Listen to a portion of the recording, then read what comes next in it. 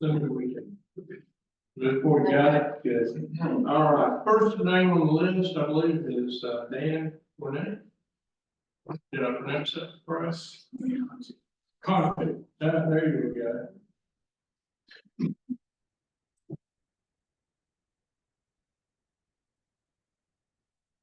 Good evening, Chairman Thompson, members of the commission. My name is Dan Conti. I'm the mayor of the town of Carolina Shores. I'm here to voice our town's objections regarding the county's takeover of all the ETJs in Brunswick County. You should have by now received a copy of our proclamation opposing the takeover.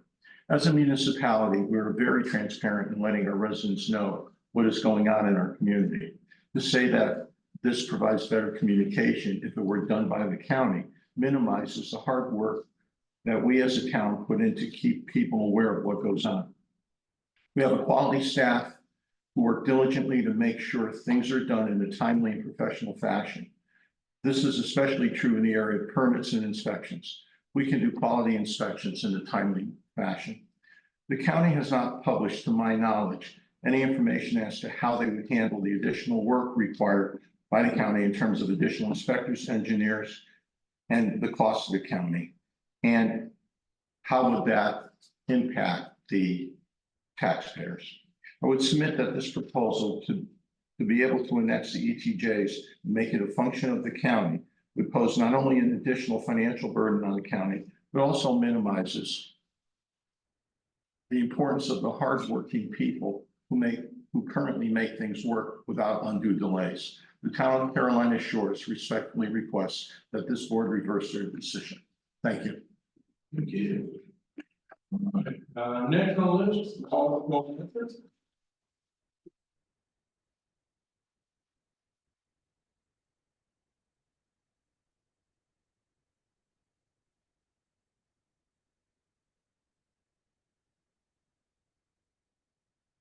Mr. Chairman, Commissioners, good evening. I am Walter Eckert, the Mayor of Shiloh, and I am here tonight in my official capacity to share with you the Shiloh Board of Aldermen and my views on the May 8th letter that you sent to our Raleigh legislators concerning Senate Bill 675. Last week, the Shiloh Board of Aldermen authorized a resolution asking that you reconsider and withdraw your May 8th letter. Each of you have received a copy of that resolution. I know we are both committed to serving our citizens, and that is best accomplished when we work together.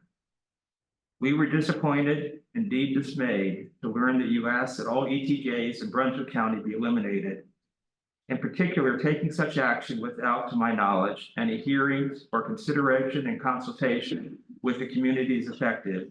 At a minimum, is inappropriate and indeed the antithesis of how government should work together. Actions taken in haste usually end up with poor results.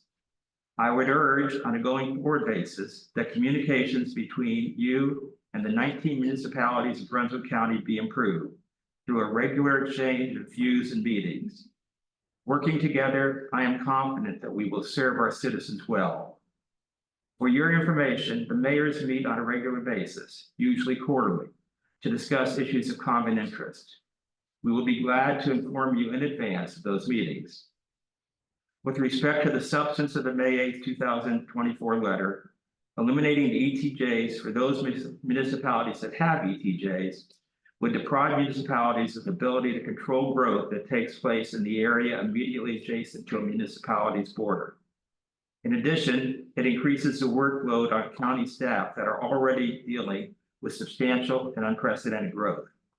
For these reasons, on behalf of the town of Shiloh, I respectfully request that you withdraw your request to eliminate all ETJs in Brunswick County. Thank you.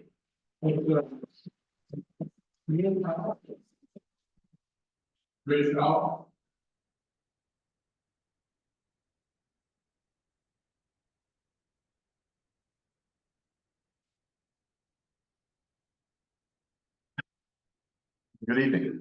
My name is Rich Ault. I live at 6165 Cottage Creek Road in Southport, and I am the mayor of Southport. And I'm the reason why, well, I'm not personally, Southport is the reason why we're all here tonight. There's no way of looking at it any other way. So whenever there's conflict and there's disagreement, there should be compromise. And even as up to about 4 hours ago, I've had face-to-face or telephone conversations both today with our local state legislators. And I think we've come to a compromise. There's a choice A and there's choice B. And they are now going to have to go back to the Board of Aldermen, which I believe we're going to do it on either June 5th or June 6th. We have meetings both days to vote on one of those choices. And if we don't do that, then the other action will take place. Neither one of those will impact the other municipalities. It would only impact the city of Southport. So whatever actions we have, whatever disagreements we may have, or trying to find a common solution that Southport has taken, I really would hope that you would consider not impacting the other jurisdictions that had nothing to do with this. I believe that a fair compromise will be reached and we'll be moving on down the road. I ask that you reconsider and withdraw your letter. And I encourage you to call the local legislators and discuss the details of what we've been talking about and see if it meets with your agreement. But I think it's really important that Southport stand up and say, if there's an issue that we have the main thrust on, the rest of the jurisdiction should not be impacted by that. And with that, I thank you very much. Thanks, sir.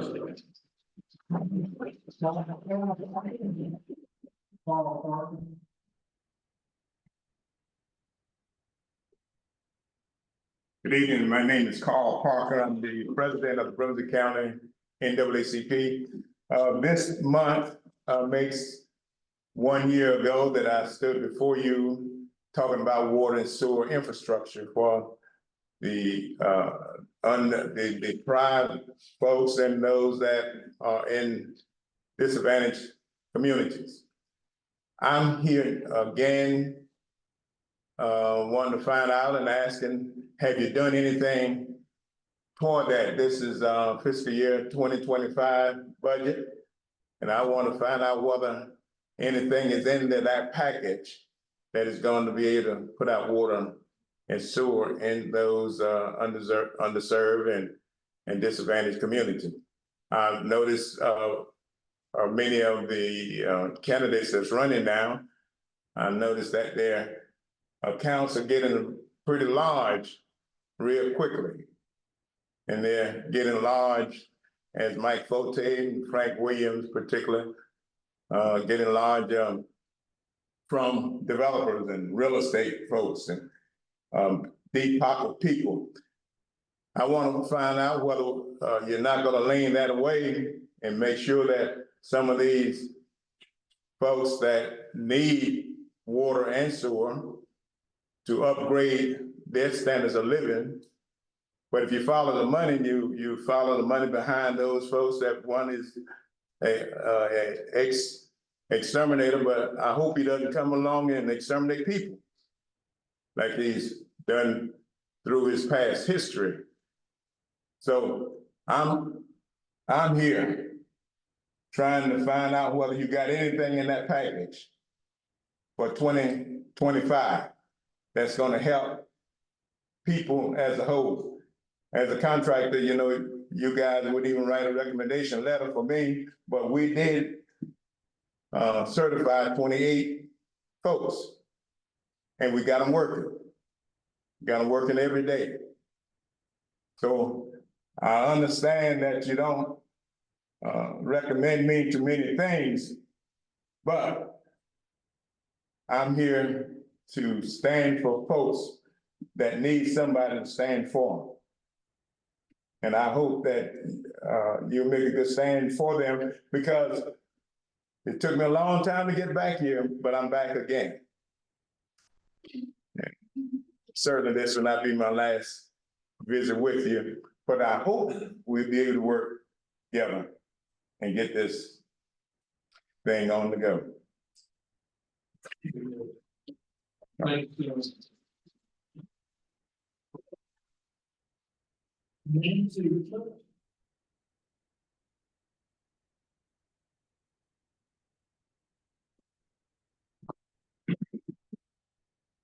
evening. My name is Nancy Cook. I reside at 3972 Business 17E in Bolivia. In April of this year, just a month ago, I was appointed mayor of the town of Bolivia. Last Wednesday, I had the privilege of attending my first Brunswick County Mayor's Association meeting and learned about Chairman Thompson's letter regarding the elimination of extraterritorial planning jurisdictions in certain counties and his request to include Brunswick County in Senate Bill 675. Our county currently is not included in Senate Bill 675 because the size of our population is roughly 3 times the limits listed in that bill. I have discussed this with informed people on both sides of the issue, and valid reasons were presented to me both in support and in opposition. I have not been mayor long enough to add anything tonight to those positions, but I do want to speak in the manner of which this was presented. My objection is that this request was sent to Senator Rabin, Representatives Charlie Miller and Frank Eiler without any discussion with the mayors of the municipalities impacted.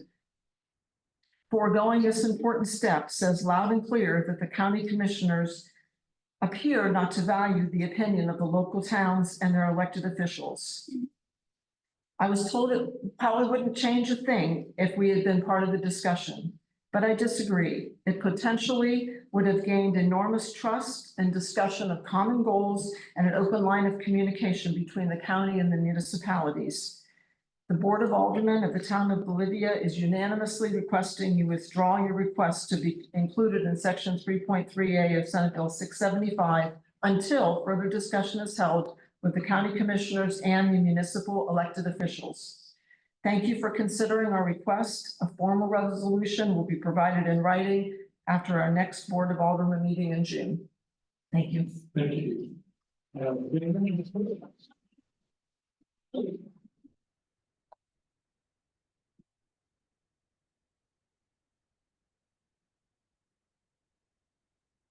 Hi.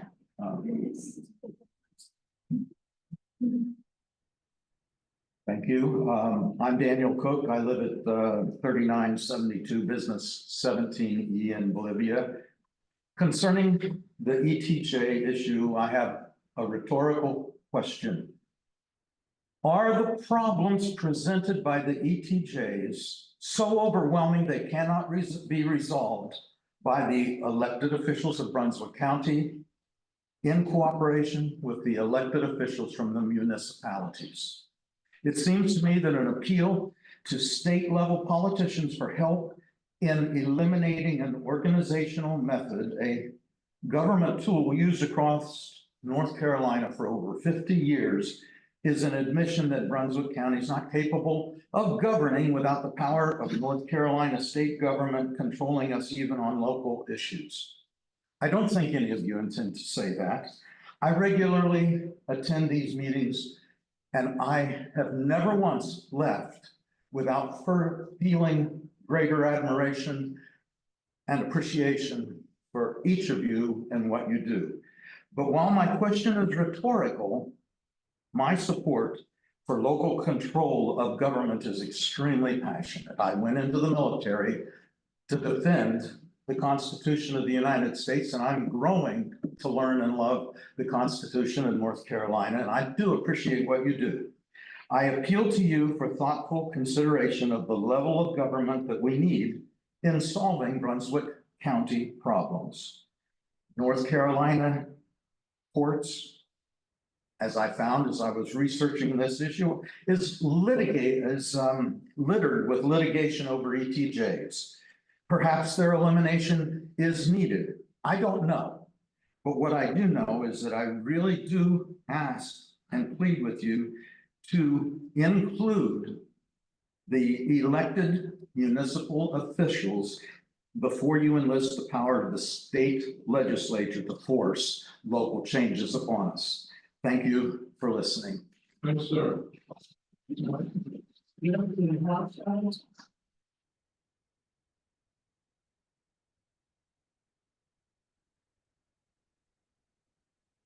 Thank you, Chairman. I'm Justin Whiteside. I'm the town administrator of the town of Ocean Isle. So I apologize that Mayor Smith couldn't be here tonight, but I'm gonna keep this ball rolling. I'm here on behalf of the town requesting that this board rescind the letter that was dated May 8th, requesting to be included in Senate Bill 675. The letter that was sent does not accurately reflect the current stance or goals of our town. We believe rescinding this letter will allow the county and the town to engage in a more constructive dialogue moving forward. Our previous town administrator stood in front of the same board less than a year ago at the request of 4 property owners that wanted to be within our ETJ. They wanted to be included. They wanted not to be annexed, but they wanted to move out of the county into our ETJ. The town went through the process, went through the planning board, the notifications, and to this board, and it was unanimously approved. So I echo what Mayor Alt said. I didn't know everything that went into it until kind of what he said, but maybe one size doesn't fit all for this. So I hope we urge you to amend the agenda today and rescind that letter.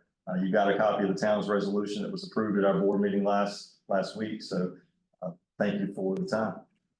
Very good. Looks like, Glenn, looks like Trano. Good. Good evening, I'm Glenn Trantham, I'm out of Shiloh. I have a problem. You guys keep talking month after month after month about the UDO getting fixed and getting amended. It seems to me like something will get done and then it'll get tabled for a later discussion. It says anywhere from 12 to 18 months to get the UDO redone or updated. Is there any way we could suspend residential rezoning and possibly permits for all these new residential developments that want to come in? Because it seems to me, I have a problem with my water.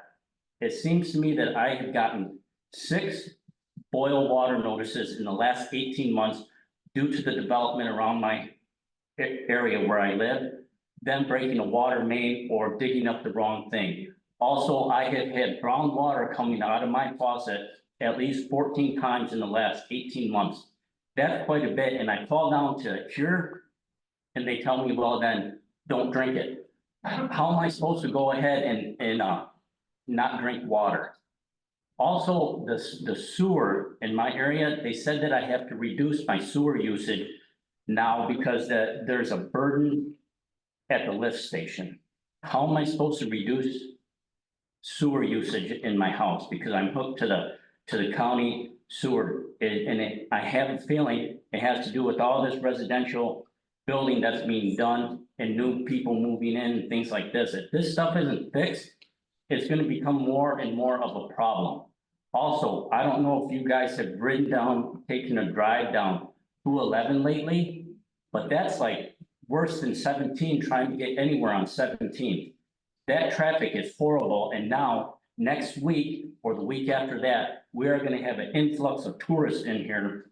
And it's going to be a nightmare driving there. 130 is the same way. It's becoming so crowded. Tonight, leaving my house, traffic was backed up for over 2 miles down the road before I could turn to get out anywhere. This is becoming a problem, and I think that you guys should go ahead and do something like this to go ahead and slow down this residential development because it's way out of control right now, and it's only going to create more problems in the future. So if you guys need to stick together, do something, at least suspend some of this development. So that way, those of us who have to live here, the developers do not live here. We live here, and we're going to be living here after they are gone. We need something to go ahead because now it's creating a problem for everything. Not to mention the schools and the school buses being backed up and children getting to school late in the morning because there's so much traffic.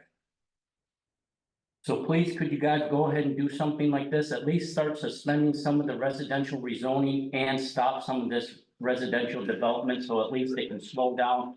And because my property taxes have increased, they've doubled in the last year. And I don't see this helping. If my property taxes have doubled, I'm sure everybody else's in here has.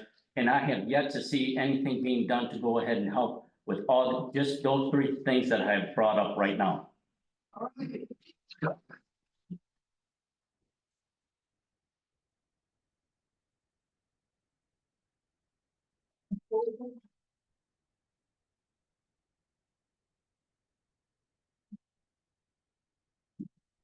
Thank you all. Excuse me, my name is Bob Fulton. I live at 3898 Timber Stream Drive, Southport. I'd like to address you in regard to the 3 UDO amendments that you all had asked the planning board staff to prepare. The transportation overlay zone, traffic impact assessment, and the tree and landscaping text amendment. Brunswick County appears to have put together an excellent team of staff members. I've been very impressed with their expertise, their presentations, and their responses to all of my inquiries. Staff prepared a well thought out, reasonable language to protect and preserve the natural beauty and resources of Brunswick County, which are being destroyed through overdevelopment. And they did this through these 3 amendments. What I hear from the board is that I don't want it to affect my family, or that there's an omission that people should be able to choose which ordinances that they comply with and which ones they don't. These amendments should be drafted and approved so they can protect all the citizens of Brunswick County and not just an individual. You select and pay staff members to do a job, which in my estimation, they do very well. Why then are you trying to change their proposal to make those proposals inefficient? That's not what we need to be paying you for. One of these amendments was supposed to expedite getting action on some issues. And the one issue that I was really interested in is that the board had agreed to act to request a tree ordinance for Brunswick County. I would like the board to explain to the citizens of Brunswick County the outcome of your efforts to acquire a tree ordinance. Thank you.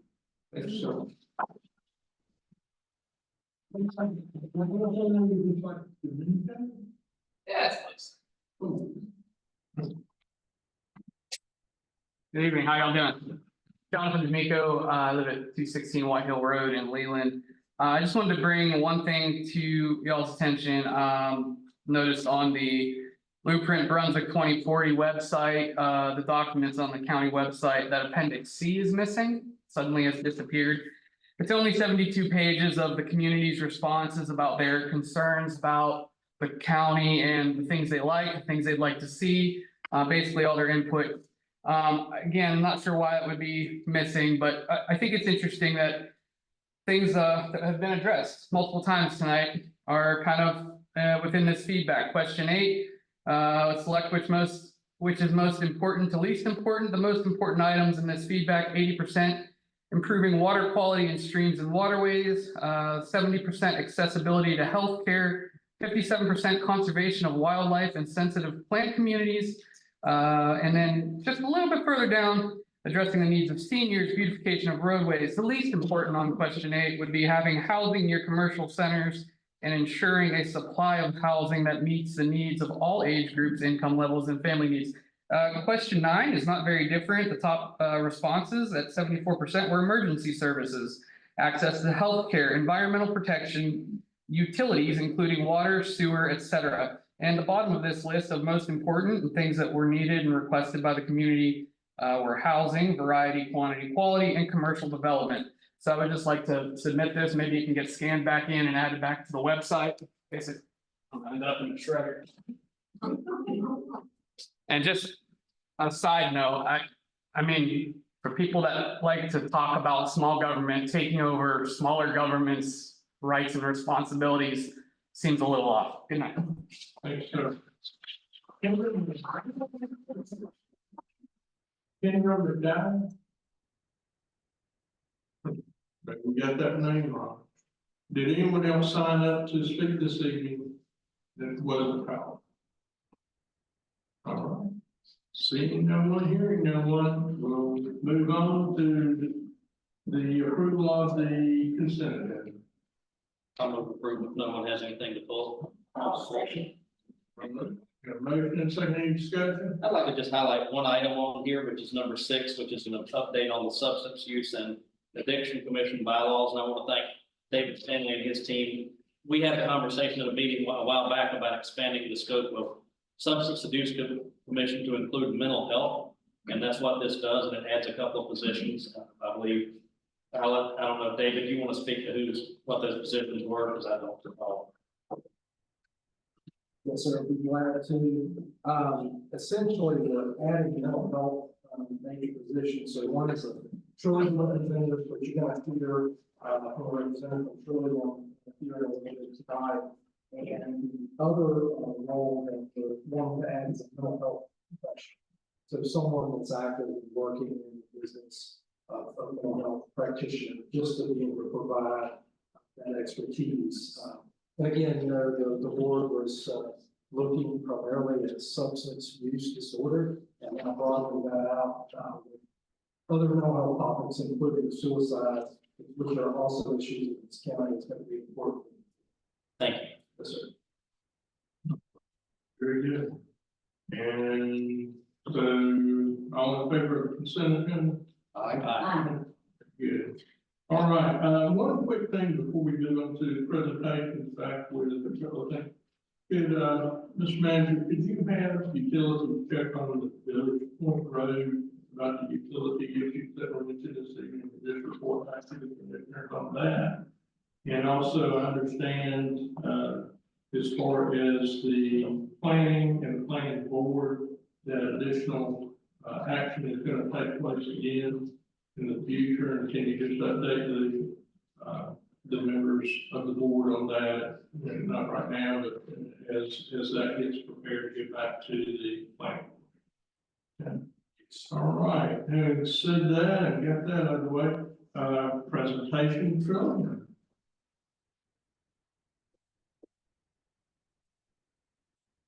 Good evening. Good evening, Chairman Thompson and Commissioners. Thank you for having me in again this year. We try to do an annual report to you all just to share what's been happening with Trillium, with Medicaid behavioral health services over the last year, and particularly services that have been offered in the county. So thank you for having us in. Want to give some special thanks to Commissioner Cook and to David Stanley for serving on our Southern Regional Advisory Board, and for Mr. Stanley to serve on our governing board as well. We really appreciate, and as you mentioned, incorporating mental health into your substance use opioid planning. We really appreciate the attention that the county puts and the importance for treating and ensuring that people have access to mental health, substance use, and developmental disability services. So we really appreciate that partnership. So just to give you an overview of what Trillium has done over the past year, up until January of this year, we were a 28 county catchment area, a 28 county local management entity and managed care organization, serving individuals who have the most significant mental health, substance use, and developmental disability needs, who have Medicaid or have no insurance or are underinsured and needing those services. So in the last full fiscal year as a 28 county LME-MCO, we served about 43,571 members and offered services in a value of over $653 million throughout the catchment area.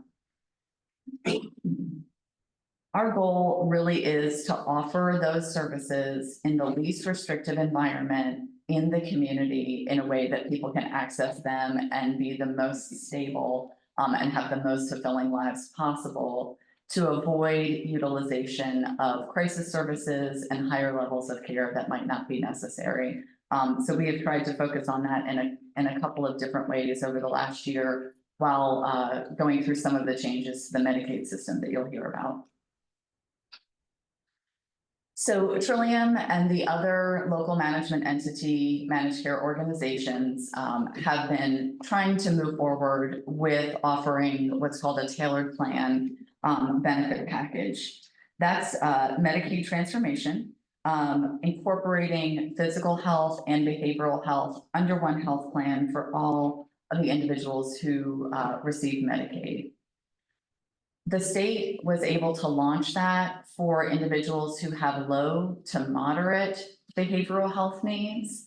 For the LME MCOs, we have been delayed in making that transition over the last couple of years, primarily due to some struggles in making sure that we have a broad enough network to ensure continuity of care for our members in that transition, making sure that we have enough primary care doctors in our networks to serve those individuals. So over with the last budget legislation, the General Assembly took some steps to bring us to the place that we could all launch as tailored plans. And so some of those steps were that they wanted the number of LME MCOs to be reduced from 6 to either 4 or 5, to increase the minimum population that an LME MCO covered to 1.5 million. That legislation gave Secretary Cody Kinsley, the Secretary of Health and Human Services, the authority to kind of oversee that process, with the goal of launching live as tailored plans throughout the state for July 1st of this year. So that led to a process of consolidation among 3 LME MCOs, Trillium, East Point Human Services, and Sandhill Center. So that process started with a secretarial directive for the 3 of us to merge. It started with the dissolution of Sandhill Center, and Sandhill Center moved to operations and merged with East Point Human Services, and then a consolidation between Trillium as an organization and East Point as an organization. The timeframe that was laid out for this process started obviously November 1st to begin service to individuals throughout 46 counties on February 1st of 2024. This was such a tight timeframe that there needed to be a surviving entity to be the lead organization in this process, and Trillium was selected by the secretary to be the surviving entity that would continue on operations. So on January 1st of this year, Sandhills and East Point merged into Trillium to start operating as a single organization with service to members across those 46 counties on February 1st of this year. During that process, and while we're talking about bringing in new counties, Brunswick County remained with us. We continued operations and services to Brunswick County members as we did before. Our focus during that time was to make sure that people who were new to receiving services through Trillium would have that same continuity of care, that we would have onboard our providers from those legacy organizations to ensure that folks could continue to see providers that they were seeing before, and to continue operations throughout our catchment area in those new 18 counties by absorbing as many staff as possible from those legacy organizations. And so all of that, we are still working through some of that process as a newly formed organization serving 46 counties, or a newly consolidated organization, while continuing to serve the members that we have. One of the benefits, I think, to Brunswick County members being served by Trillium is that when we expand our network, it gives access to residents for new providers that they can see, potentially in new services they can receive. So just wanted to share an update there. We now have over 1,400 staff and around 1,500 providers. That was a huge lift for our organization. And so we are very happy to be able to maintain our local focus while still going through a process like this in a really short period of time. So when we were 28 counties as Legacy Trillium, we had 5 regions. And so now that we are operating in 46 counties, we wanted to keep that regional focus, to have our regional board structure where we have a commissioner and a non-commissioner representative with human services or insurance experience participating on the board, having CFAC participation. Those are consumer and family advisory committees operating. So we established 5 regions throughout our catchment area. Brunswick County remains in our southern region, but our southern region makeup has shifted a little bit. And so it now includes New Hanover, Brunswick, Columbus, Bladen, Robison, Scotland, Hook, Moore, and Lee. So our Southern Region Advisory Board has met once since the consolidation, and we have an upcoming meeting this Thursday. And you can see in terms of the newly established population size, the number of members we're serving, it's a significant increase.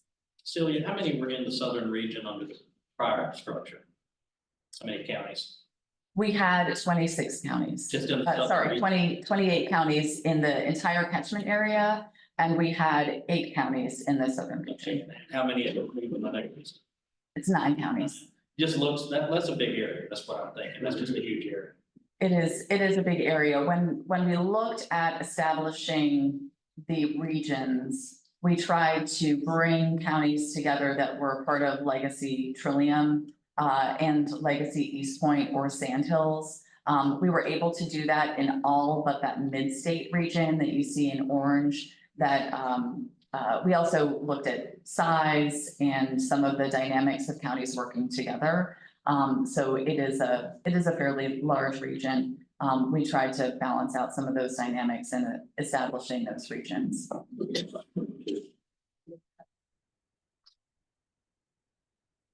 So all of that work in that about 2 months or so period of time was to help us move towards becoming a tailored plan. And again, that tailored plan is the bringing together of the physical health network and the behavioral health networks to serve somebody as a whole person. We know that someone does not necessarily just have physical health issues separate from their mental health issues, and they don't necessarily have mental health issues that don't impact their physical health as well. Our members in particular are have the most significant needs and often will end up when they struggle, they not only neglect behavioral health, but also physical health issues as well. So we want to make sure that we're looking at that whole person when trying to connect people to care, make sure that their plan of care includes all of the things that affect their well-being. And so we're going to be managing that whole person care. About 2 weeks ago, we did receive the green light from DHHS. All of the 4 MCOs were approved to move forward as tailored plan. And so we are in the midst of letting our members know that we will be moving forward if they are eligible for tailored plan services. And then just finalizing some of the details in terms of our new service lines becoming available. Members should have received a letter asking them to make a choice in their primary care doctor and their tailored care management provider. If they didn't choose during that time, they can still choose at any time. They will be auto assigned to a primary care doctor just for the beginning of tailored plan. Trying to make sure I cover those details. One of the aspects of us becoming a tailored plan is that we will still remain, the LME MCOs will still remain the only publicly managed health plan in North Carolina. So you see the standard plans that went live in July of 2021, AmeriHealth, Healthy Blue, Blue Cross and Blue Shield, United Healthcare, and Carolina Complete. Those are all private health plans. The LME MCOs are still the public health plans with public governance. And so we are very excited about this new line of benefit and still being able to be connected to our communities. One of the cornerstones of tailored plan services is tailored care management, and that's the ongoing support of either the LME MCO care management staff or providers offering tailored care management as a service, helping to work with our members to develop a plan of care and then following up with them throughout the year to make sure that they have their needs met in terms of realizing that plan of care. Including their physical health needs and behavioral health needs. And we've developed some specialized teams to really focus on particularly vulnerable populations. You'll see the Trillium Support Transition and Reentry Team that's part of our care management team. They're focused on people who are reentering from the jail or prison system, who are at higher risk for overdose and have some barriers to becoming stable in their community after leaving incarceration. And so we focus on that population. DSS, kids who are involved in foster care, and individuals who end up in our emergency departments. We have specialized teams that focus on those populations to make sure that when a child is in crisis or having to be removed from their family, that we try to find the most appropriate residential living situation for them and work with our DSS closely to do that. And then also, if someone ends up in an emergency department, that we are helping to support the hospital staff in planning a quick discharge so that people don't languish in emergency departments.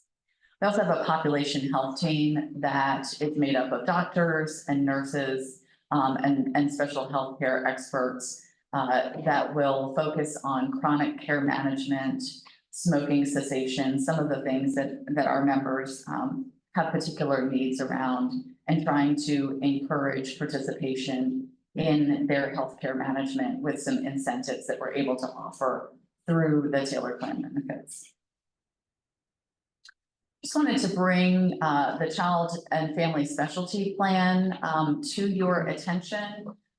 This was also part of legislation where the state has authorized DHHS to issue a request for proposal that creates a single statewide plan that serves children and youth in foster care as well as their families. So that request for proposal is out now. That is a statewide plan. So previously LME MCOs were managing that population and working with our DSSs.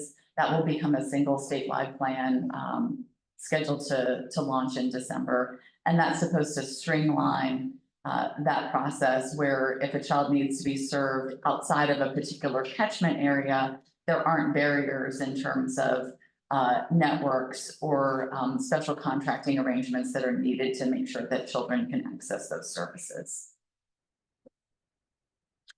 And then just to share a little bit about our work locally over the last year, we worked with New Hanover County to develop the Healing Place, and that's been in operation for a little over a year now, full on both the men's and women's side pretty regularly. And they've had at least one round of graduates through that program. That's 200 beds of residential recovery support for men and women. That includes detox, shelter, and a long-term peer-run recovery program. We've also hosted a series of summits focusing on some underserved populations throughout our region. So the slide highlights our African American Health Summit. We also had a Latina Hispanic Health Summit and most recently a Native American Health Summit. And we'll continue to do that through our training department, focusing on populations that may struggle to access care or have specific health needs. One of the other activities our training department is working on is reentry simulations. And so those are hands-on immersive activities to demonstrate some of the barriers that people face as they are coming out of jail or prison, how they may struggle to get connected to healthcare, to substance use treatment, to employment, and some other things that will help stabilize and reduce recidivism. We are actually planning on hosting a reentry simulation here in Brunswick County, September 24th of this year. So we'll have a flyer for that. That's just a save the date, just to let you know that's happening. And that participants and the feedback we've received is that people really have a new understanding and really appreciate the ability to kind of see things from a different perspective. And then our One Community team is focused on outreaching to underserved areas and underserved populations, trying to get the word out that services are available so that people can access care when they need it. We're working with the state to launch a substance use recovery app called Chest Health. We've also been distributing naloxone throughout our counties. Last fiscal year, we distributed 119 naloxone kits to the health department, as well as around 60 kits to Brunswick Community College to help reduce deaths by overdose in the county. Just recently, the Healthy Opportunities pilot launched in Trillium's catchment area in the southern region for Trillium members. It's been in operation for standard plan members for a while, but it just became available to Trillium members. And that's really a pilot using Medicaid dollars to help connect people to social health needs, to try to reduce medical costs by meeting other needs that affect medical conditions, like housing, food access, transportation, and interpersonal safety. And then we offered a family solutions grant that was designed to help boys and girls homes recruit more therapeutic foster families and grow the kinship foster care option within Brunswick County as well as some surrounding counties over the last year. And then in terms of service, particularly in Brunswick County, we had 3,456 members in Brunswick County that receive services at a value of a little over $44 million. And you'll see the breakdown in terms of the number of folks who receive services for mental health, substance use, and intellectual and developmental disability. So that is the end of my presentation. I always like to give Trillium's access to care number so that if folks are uninsured or underinsured and need behavioral health services, they should call us. And if we have members who aren't sure how to access services through us, that number is 877-685-2415. And that number is available Monday through Saturday, 7 a.m. to 6 p.m. If someone is in a behavioral health crisis, they can still call that number after hours and it'll roll over to our crisis line. Very good. Very good. I'll start off with the questions. I'm sure there's probably a couple of here. Do we have a local office here in Brunswick County? And if not, we do not have a local office. We have an office in Wilmington, and there are a couple other offices throughout there are a number of offices throughout the catchment area. The reason that we are less focused on having local offices is because our services are offered through that provider network. So you have providers that have local offices here, and that's really the most important thing in terms of connecting people to care. You would not necessarily go to a Blue Cross and Blue Shield office to get your care. You'd go to your doctor. And so it's the same with Trillium. We have provider offices in the county where people can go directly for care. We also have a mobile unit that comes once a month or once a week within the county to serve some underserved areas. And so that's why we're less focused on offices. Also, not having offices and having a primarily remote staff after COVID allows us to reduce some of our administrative costs and shift those dollars over to services. I noticed that the surrounding counties, as I moved from Hanover to Columbus, look like Lovers, and so Robeson County. What services are they getting that would be any different for us by not having a facility? There is no difference in services, whether you have an office in a county or not. You have the same access to services. So what our network team does is looks at the makeup of individuals in the county and whether they have access to a provider within a 30 to 45 mile radius. And that's how they assess whether our network meets adequacy or not. And if we are missing a service based on someone's claims and level of need, we will recruit additional providers to ensure that people have access to services where they need them at the level that they need them. So you all are not missing out on services by not having a local office. Those local offices are strictly administrative for Trillium. Other questions? Not a question, just a comment. Thank you for what you do, and I've certainly seen you and heard you speak a number of times. And, you know, this mental health is something I knew very little about when I was first elected. I had never had to deal with it, and it took me a while to get my arms around the importance of it, but it truly does touch so many other things. And I'll just emphasize, mental health is health, and that number that she gave out, I hope it'll be in both papers that are covering this next week. I don't generally tell the media what to put in their paper, but that'd be a valuable thing to put out there, because if people need it, they need to know how to reach it. I was working with David Stanley on a different project a few months ago. We pulled together a list of all the providers in Brunswick County, and it was a much bigger list than I thought it would be. There are a lot of providers in this county for a lot of different specialties, and I'm not gonna attempt to name them because I won't even come close without having it in front of me. But that list is out there, and there are a ton of providers here. About everything I can think that would be related. Want to finish your letter? Well, three of us were at a presentation, my secretary Kinsley, stayed was that Friday or Saturday, 2 days with me. Friday. And it was Friday. And he did a very detailed report. Yours is more local than what he gave. So I'm very satisfied with the information I received in the last couple of days. I do get a little concerned, and I was going to bring it up to Secretary Kinsley, but he decided not to. 50, 60 people. You handle 46 counties, and geographically, it looks like pretty much half the state. Plus. That's a lot to cover. And I get concerned, but this is all new. Let's see how this shakes out.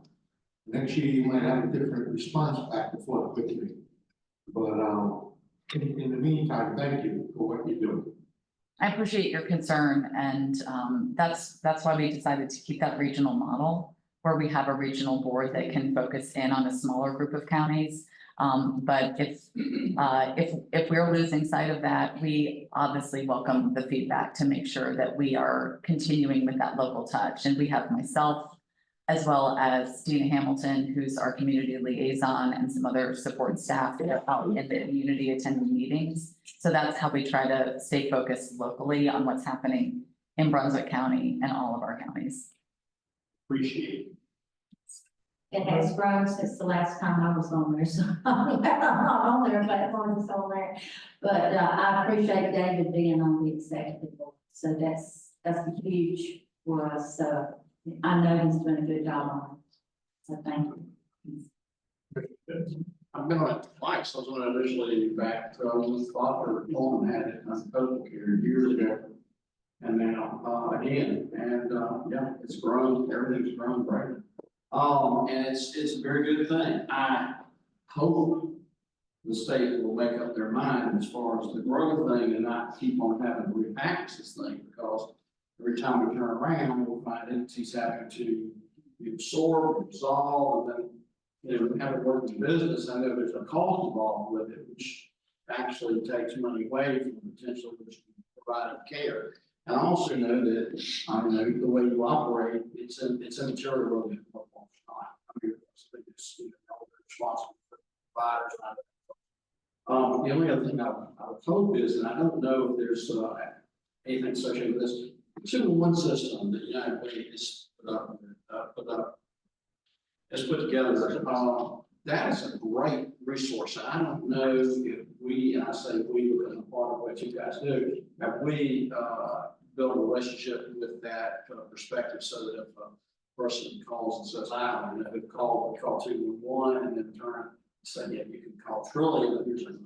Are we doing that?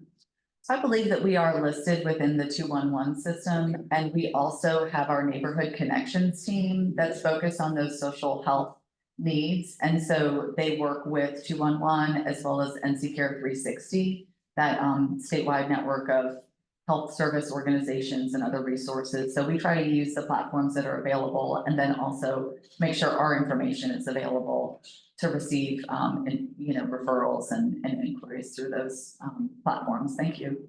Thanks for what you do, and I know that you're at a lot of things. I mean, you're at all the conferences, meetings, and everything, all the time, so thank you so much. One last question, for me, in 22 through 23, you served, looks like you served a little over 4,200 residents in Brunswick County. Do you see that as an increase? How do you do your percentage of increase? And I guess my main question is, do you see the funding being adequate to continue with the growth in the numbers that are requesting services? So I'd have to check on the numbers. I don't have the answer to your first question about whether that's an increase. We regularly receive members from the standard plans moving over to tailored plans because they need higher levels of care. And then we also regularly see people drop off as their level of care goes down and they would prefer to be on a standard plan. So that can change, it changes daily. One of the things that we always need is more of the state funding for the people who are uninsured and underinsured. We have not seen people at a significant number move from that state funding over to Medicaid yet. So more people are getting signed up for Medicaid through Medicaid expansion, but we're not seeing people shift from that smaller, more kind of stringently funded benefit plan over to Medicaid that we had hoped to see, because Medicaid does offer more services and allows people to have access to care a little bit sooner because they know they have insurance, they have a larger number of services. Our state funds were reduced significantly throughout 2017 to 2019 and have stayed level since then. And so that is a woefully underfunded benefit plan for the folks who have no insurance. There's always take a foot on their game. We're good. Other thoughts? Hey, thank you so much. Thank you. I really appreciate it. Thank you. So the next up is the EMS week, the proclamation. I'll look to. Come on, game show host. EMS, if y'all come on down.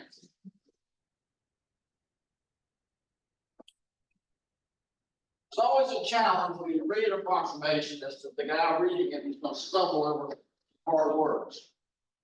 And I want to tell you that these guys are heroes. They are some mighty heroes. We got law enforcement, obviously, and fire guys are here. And we have Ian, y'all come on up. And we have to be in front of this camera, I think. Isn't that right, Meg? So.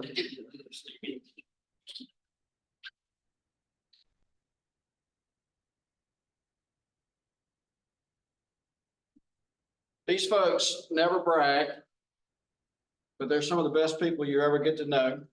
Truly they are. And the thing that I've gotten to know them as friends. And when I get together with them, they talk to me and they tell me what's going on. I hear it, and they're just great people. They're very humble, and they're going to be there. And they're the ones that come and get you in the middle of the night or take care of the situation when it really goes bad. And they do it with great professionalism. So let me read this. Brunswick County Office of Commissioners Proclamation, EMS Week, May 19th through 25th, 2024. Whereas the profession of EMS requires passion, dedication, and is steeped in tradition. Oh, yes, it is.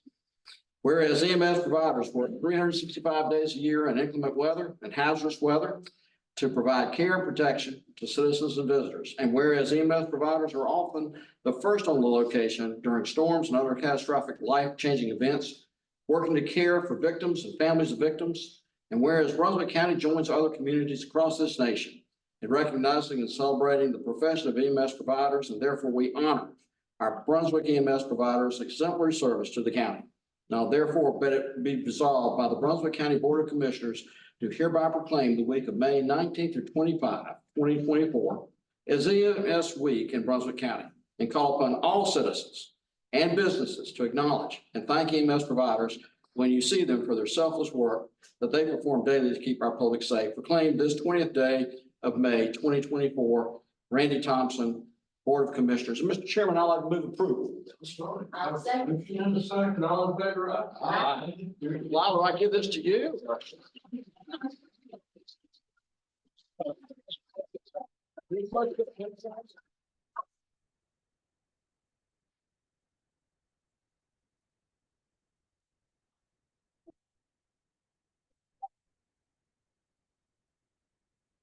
get over here with them. Yeah, and then I'll have. Y'all got skills all the time. Oh, man, I'm up here. I got everybody else. 2, 3. 1, 2, 3. I'm good. Are we good? Thanks. Thank you all. Thank you. Thank you. Thank you, guys. Thank you so much.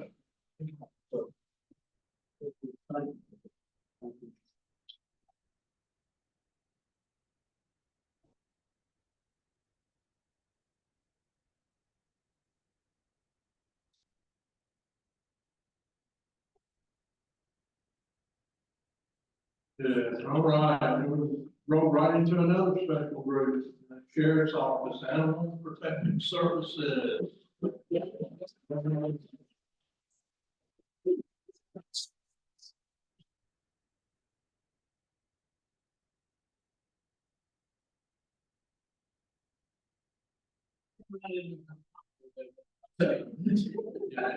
And before you get started, could you ask our volunteers to stand up for just a moment? Sure, love to.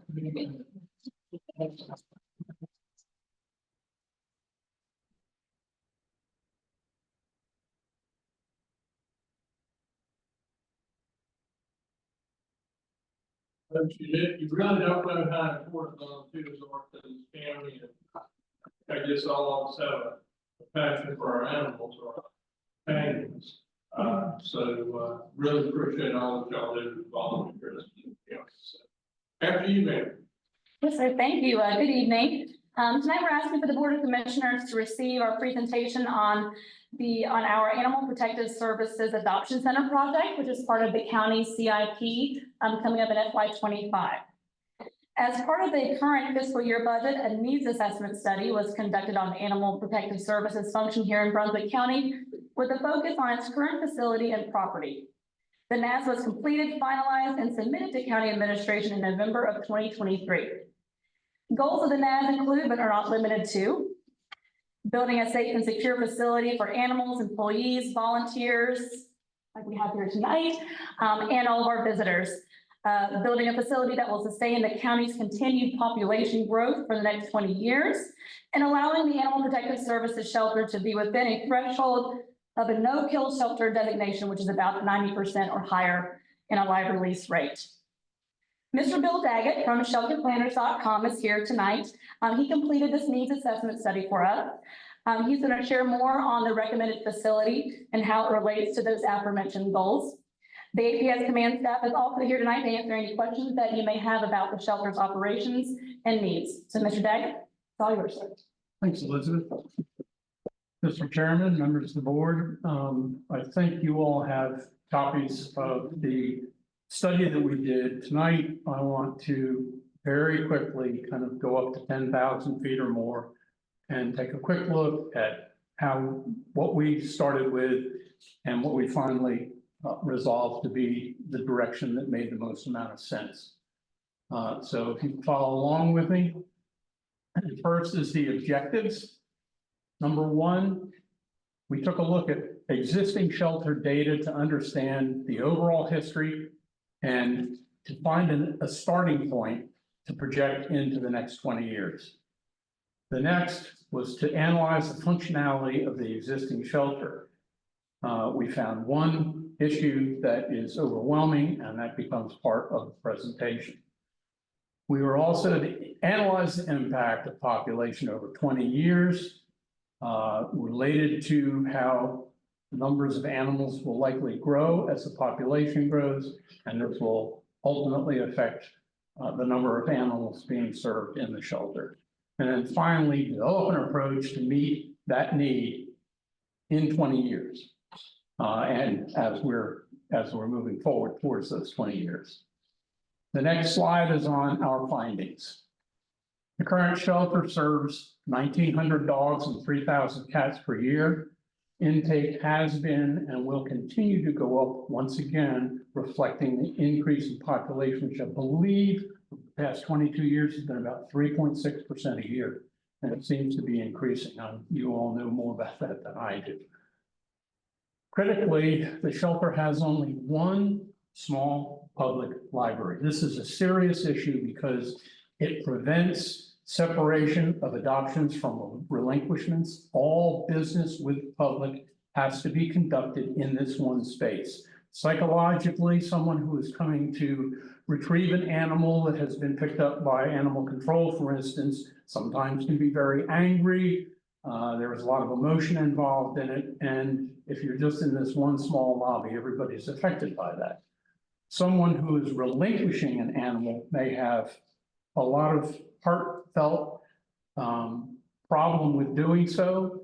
Often staff will try to convince them that there are ways they can keep the animal, to prevent it from coming into the shelter. In a single lobby, this is very difficult to accomplish in a positive way.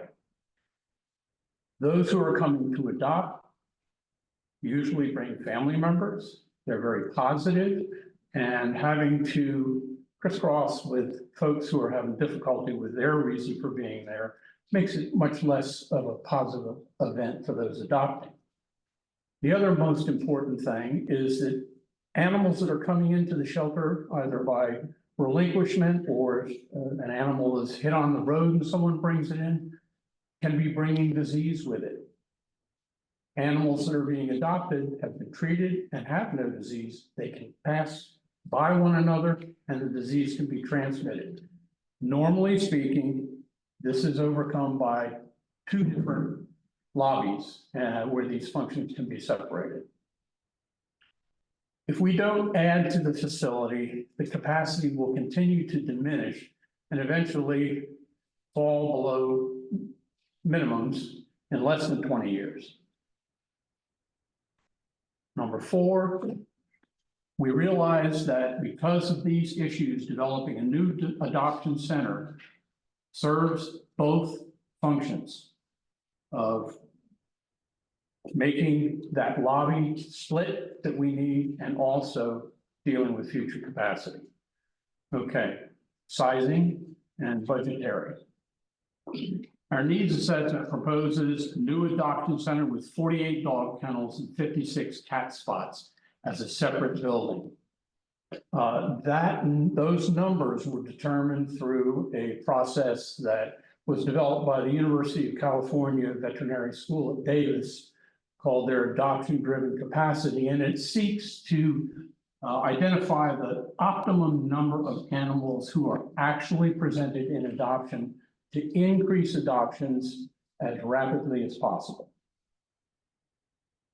We also included, by request, a new Sally port for intake. This is something that helps both the animal control officers and animals because it protects them from escaping, and it protects the officers from weather and also from having to chase animals outside of that Sally port.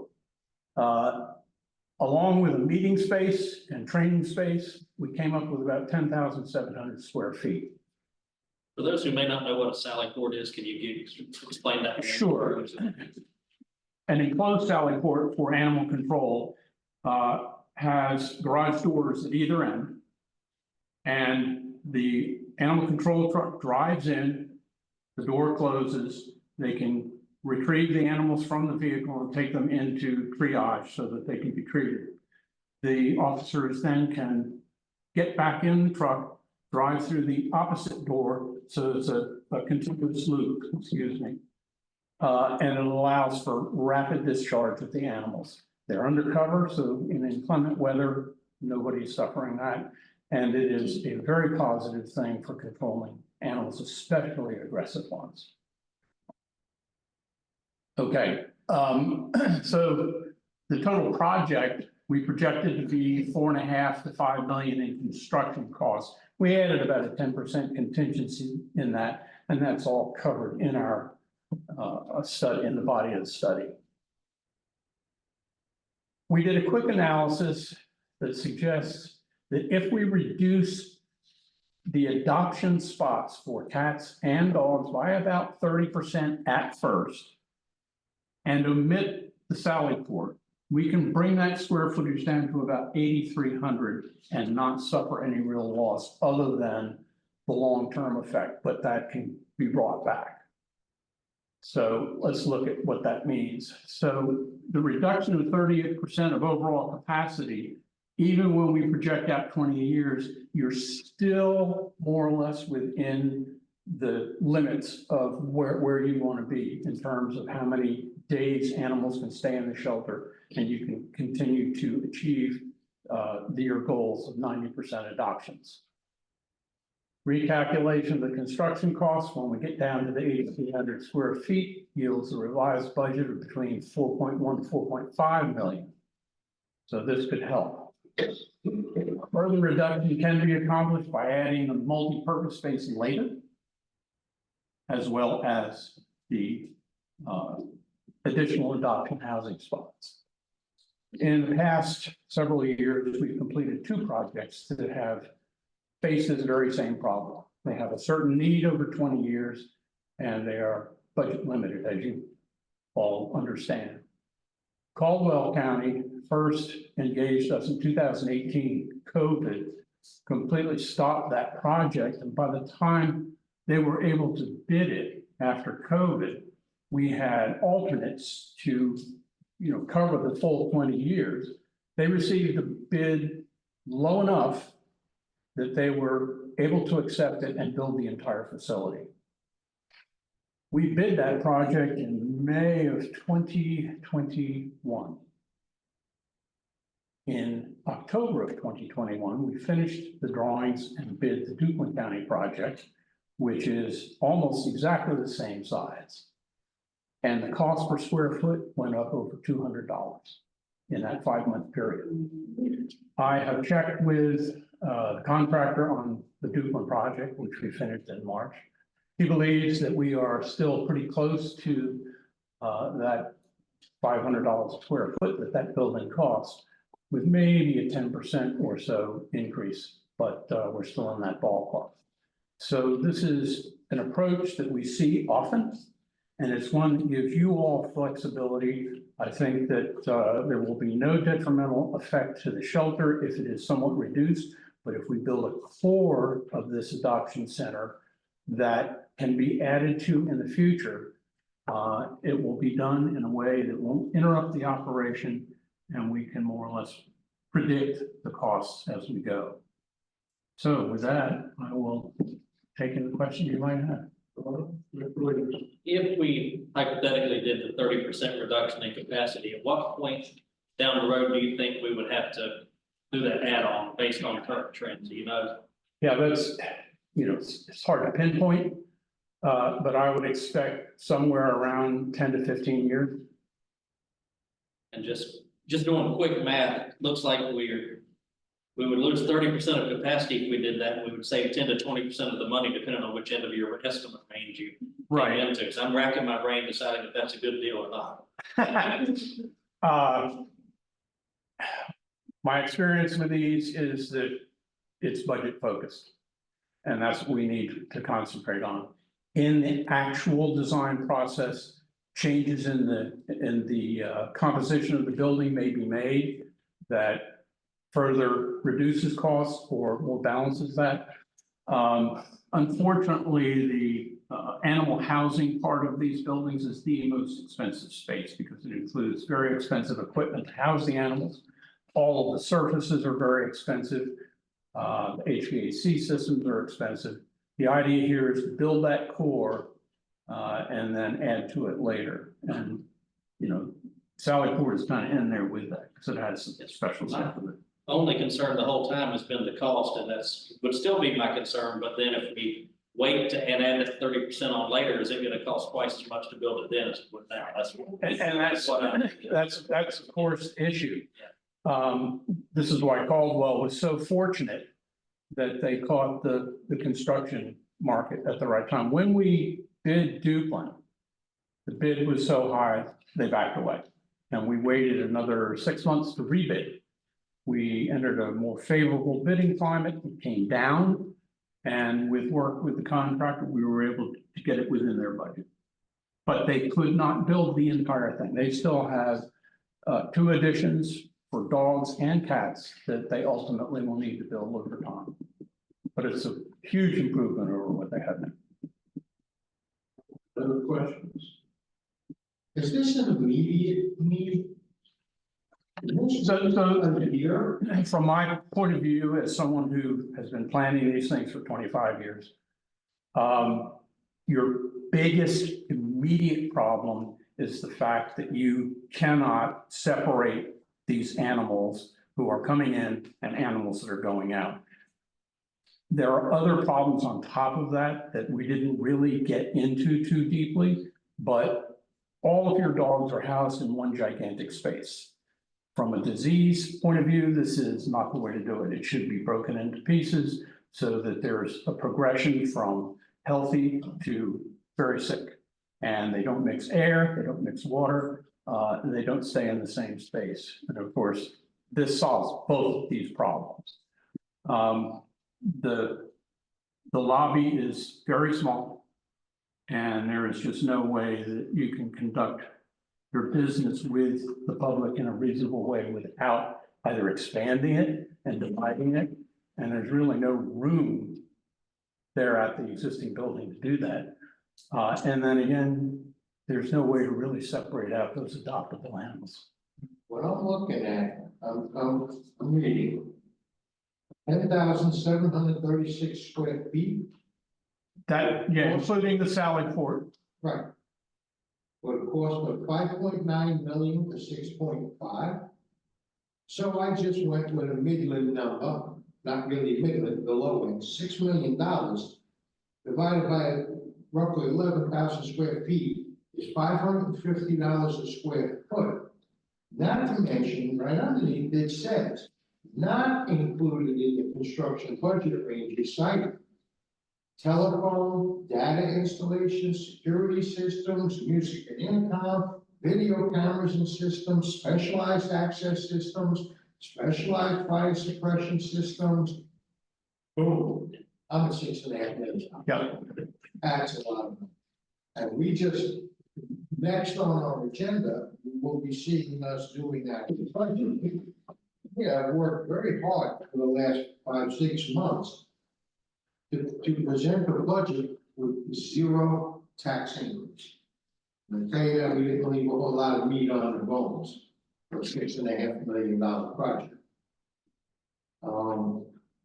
That's why I asked the question, could this possibly be put off? Like, is there a sense of urgency? Does it have to be done now? Could this wait till next year's budget? Figure out another way in, Debbie, don't come rushing up. So let me address that if I can. This is a very well managed shelter. The staff is doing a terrific job. There's no doubt about that. They are making the best of the situation. They are currently saving about 74% of the dogs and about 84% of the cats, which is very good for North Carolina, okay? The other problems in the existing shelter is that spaces are being used for double functions because there's not enough space. And there's no space really for staff to get together and train or work together or hold large meetings. It's a lot of stress on them. And there's stress on them anyway, just dealing with these animals. And so, you know, assessing whether this is absolutely necessary today, it'll take a year before you're ready to build this thing to start with. It'll take that long in planning. And I think that may answer one question, so that the actual building expense may be the following year. So I guess that's a question. that would be my assessment. I mean, it takes at least 8 to 10 months to plan these things properly. Okay, Deputy, do you have something you'd like to add? I do, and I didn't mean to rush you, and I am corporal with Sheriff's Office, but also currently serve with my team at Animal Services as the shelter manager. So in regards to the question, is this an immediate need? Absolutely. So the building that we are currently in was built over 20 years ago and was meant to be a 15-year building. So, and at that time, when the building was built, its primary function was to be for rabies control. It was not to affect live release rates at that point. It was to make sure that our humans are safe. So while the building has served us well, spending a hurricane in it is certainly quite questionable. And will certainly get your nerves rattled enough to want to seek some safer ground. In addition to that, with the overcrowding that we are constantly facing right now, taking storage cabinets and turning them into quarantines for cats. You can't continue at this capacity and maintain live release rates. We've seen more diseases, incredibly infectious diseases, such as calicivirus and parvo distemper this year than we have seen in my 12 years at the shelter. We are out in the community and we are vaccinating animals, and we are moving steadfast as quickly as we can to get some of these preventative measures out. But if you have no way to quarantine these animals because you are at capacity, then you are euthanizing animals that are exposed, which is not fair to those animals. It's not fair to the staff. We are making the most with the resources we have been provided. We have one of the best teams in North Carolina. I would put my hand up to that. But we have to do a little bit better with the space that we have. So I understand that looking at the numbers on this presentation, that is heavy. And if I'm being honest, it was a little shocking to me too. I went, holy moly, how does all this add up so fast? But it does. We are in the business of preserving lives and giving animals who deserve it the best shot at life. And if we do not act quickly, our live release rate numbers will continue to decrease simply because of the capacity. We are putting our staff at danger because we no longer have the options for double kennels so we can safely get in and out, to clean them, to treat them, and provide them the care that they still deserve. In addition to that, the animals are putting themselves by transferring disease at risk as well. So again, I understand that the number is large. I'll say thank you for letting me rush the front. And I hope that you will consider this for the sake of not only our APS team and our sheriff's office, but for the animals of our community as well. Don't get me wrong. I am not.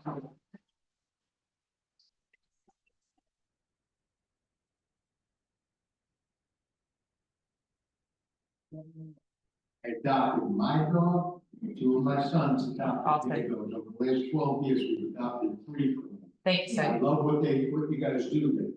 That's just a lot of money. So one other point to make, and that is that the cost of these things is driven by not only the building codes for the building itself, but by the Department of Agriculture's veterinary division.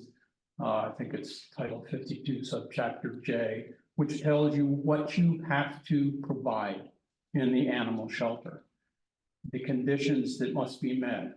And they are the reason why these are so expensive per square foot. Mr. Williamson. Just one follow-up quick question. We've got this presentation and then this supplement that y'all gave us tonight that's on screen. The numbers that Commissioner Forte got are out of this, is it different?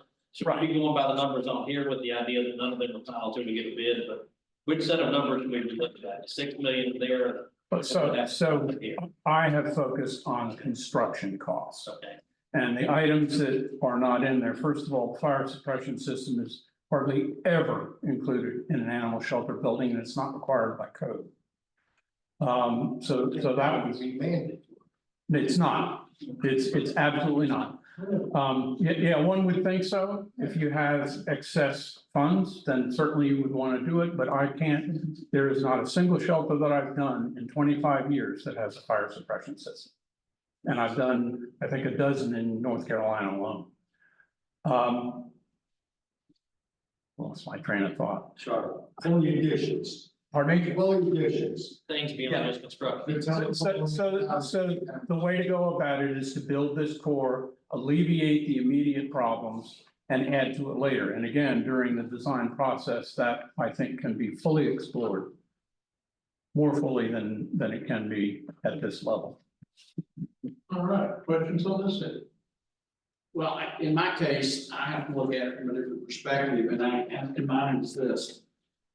If there's separate issues, not so much as taxes, we do not want to go taxes at all, period. That's verboten, we're not gonna go there. But with respect to non-recurring costs, what we typically do for a building is we use it in our fund balance. Now, as far as where that goes, I don't know, we'd have to get the weeds on that one. But it's obvious to me that, you know, a building has to be accommodating the number of population that we have. And so much as we've grown to the degree we have, everybody has a pet, it seems. I mean, we even make provisions for that with shelters because we refuse to evacuate without the pets. The point being is that we're now at this point that we have to do it. The other side of it is this. So in essence, what I'm saying is we have non-recurring situations. This is also a building like we would do any other kind of building infrastructure we have. This is part of that infrastructural perspective. It's not necessarily a warning, it's a need. The other side of it is this: we wait. If we wait, and what we've seen historically is that we have exponential costs associated with that. And so the thing is, we go back and we say, just like the senior center out there, Walk-a-Mall, we were trying to be fiscally conservative, very prudent, and try the way we did it. Then all of a sudden, we were smack hard. What it cost about? What's double? Yeah, it's about, that's what I'm saying, it's 70% higher.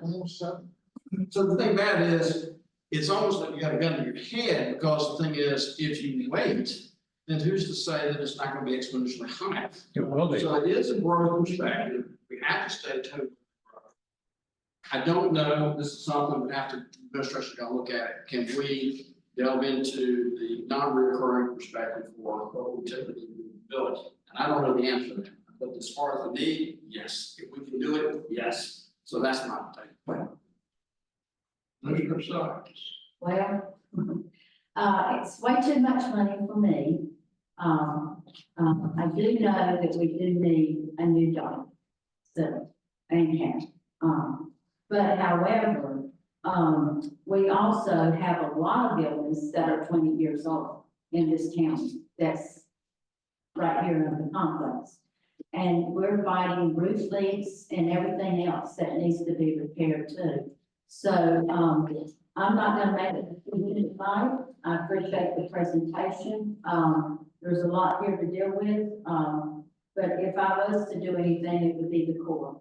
And I think that's what's important, is the core, not the extra, part of a Taj Mahal that comes with it. I mean, to me, I think these are extra things that you want it to the building. As long as you get the core, that's the main stabilization for the animals. So, me, you know, that's my feelings. And, All right, now I've just got one question for the manager. Looking ahead, I know you're fixing the presentation. Is there any funds for this in your recommended budget? Yes, sir. We have left this in the CIP for next year. And as we told you at the workshop on May 6th, we would recommend debt financing for it. Okay, so I guess my follow-up question to that, so if we chose to move forward with this reduced cost, there would be no tax increase in the budget recommendation. That's correct, sir. We would, and we believe that we could finance the entire project now with no tax increase. It was contained in the recommended budget in the first version and still is in this one.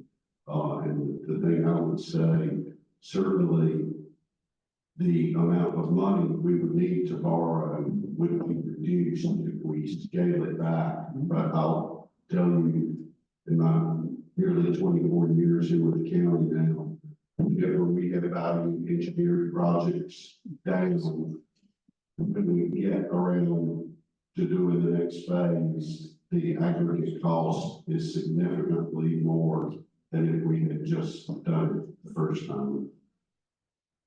Okay, so any other questions? Not a question, just a comment. I mean, to me, when I look at it, you know, the current building is being used for something it was not designed for. It's basically, you know, I think that's, and the new building would be designed for the purpose that we need to use it for. So that, I think that's an important consideration.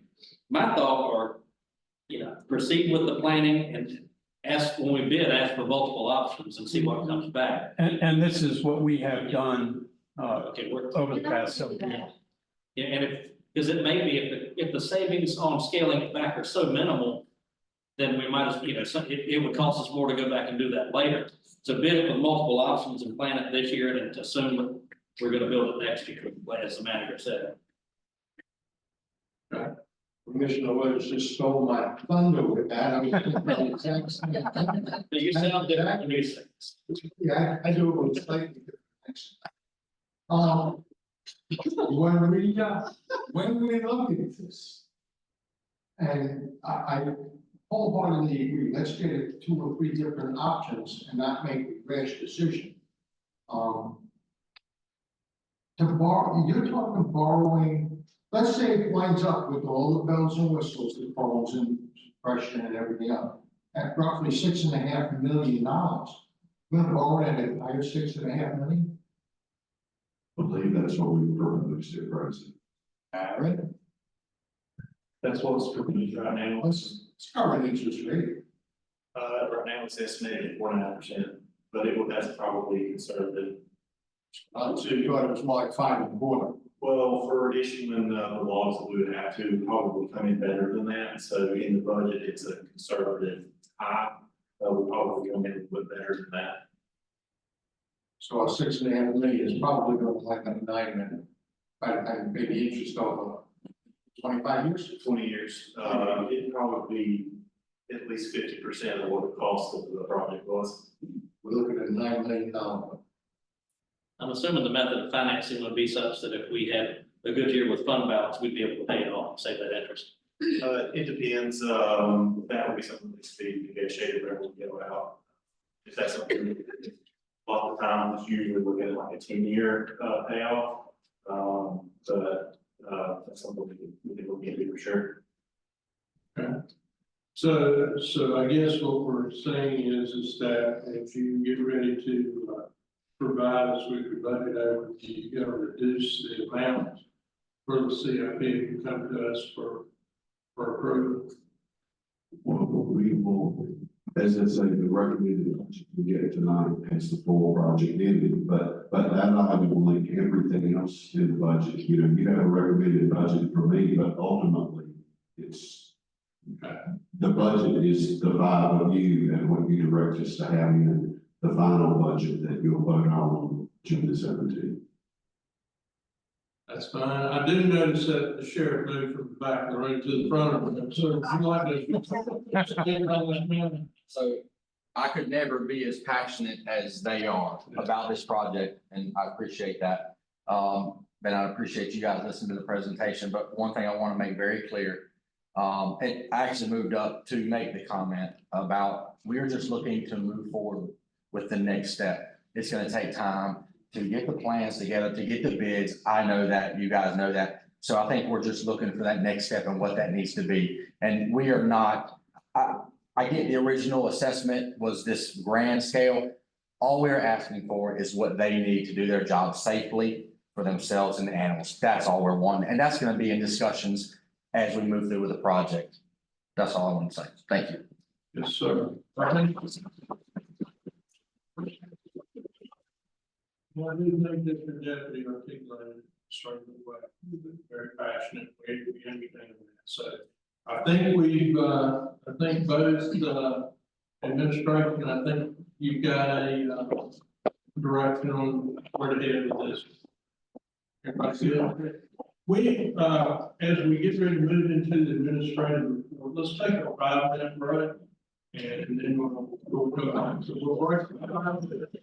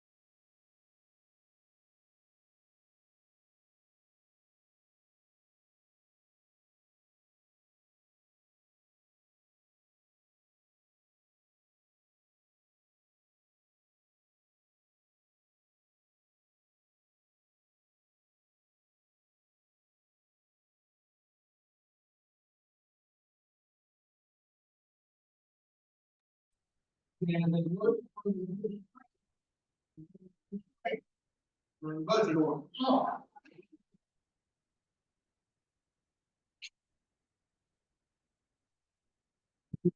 Thank you, Mr. Chairman and Commissioners, and let me remind you all from the start. I picked today to come down with something and have a cough and then of course hopefully my voice will hold out through this. That's not my concern. My concern is an hour in this briefing that I spent with you before this. When you do your test, call. What's the rest of the My grandchildren shared with me last week. Again, thank you. We appreciate the opportunity to present this. You have in your packet not only this presentation, but the recommended budget, a lot of details, most of which are essentially the same as what you received 2 weeks ago. I will make note of a couple of things as we go through the presentation that have changed since that time. And as I stated a few minutes ago, this is just still a recommended budget, and feedback that we receive from you, that we receive collectively, we will certainly incorporate into the final budget. We currently are scheduled to have a budget workshop at 1 p.m. on June the 3rd. That would be a couple of hours prior to your regularly scheduled meeting. If you wish to have that, we have it tentatively scheduled. I'll start through this as that if you have the complete budget at this point.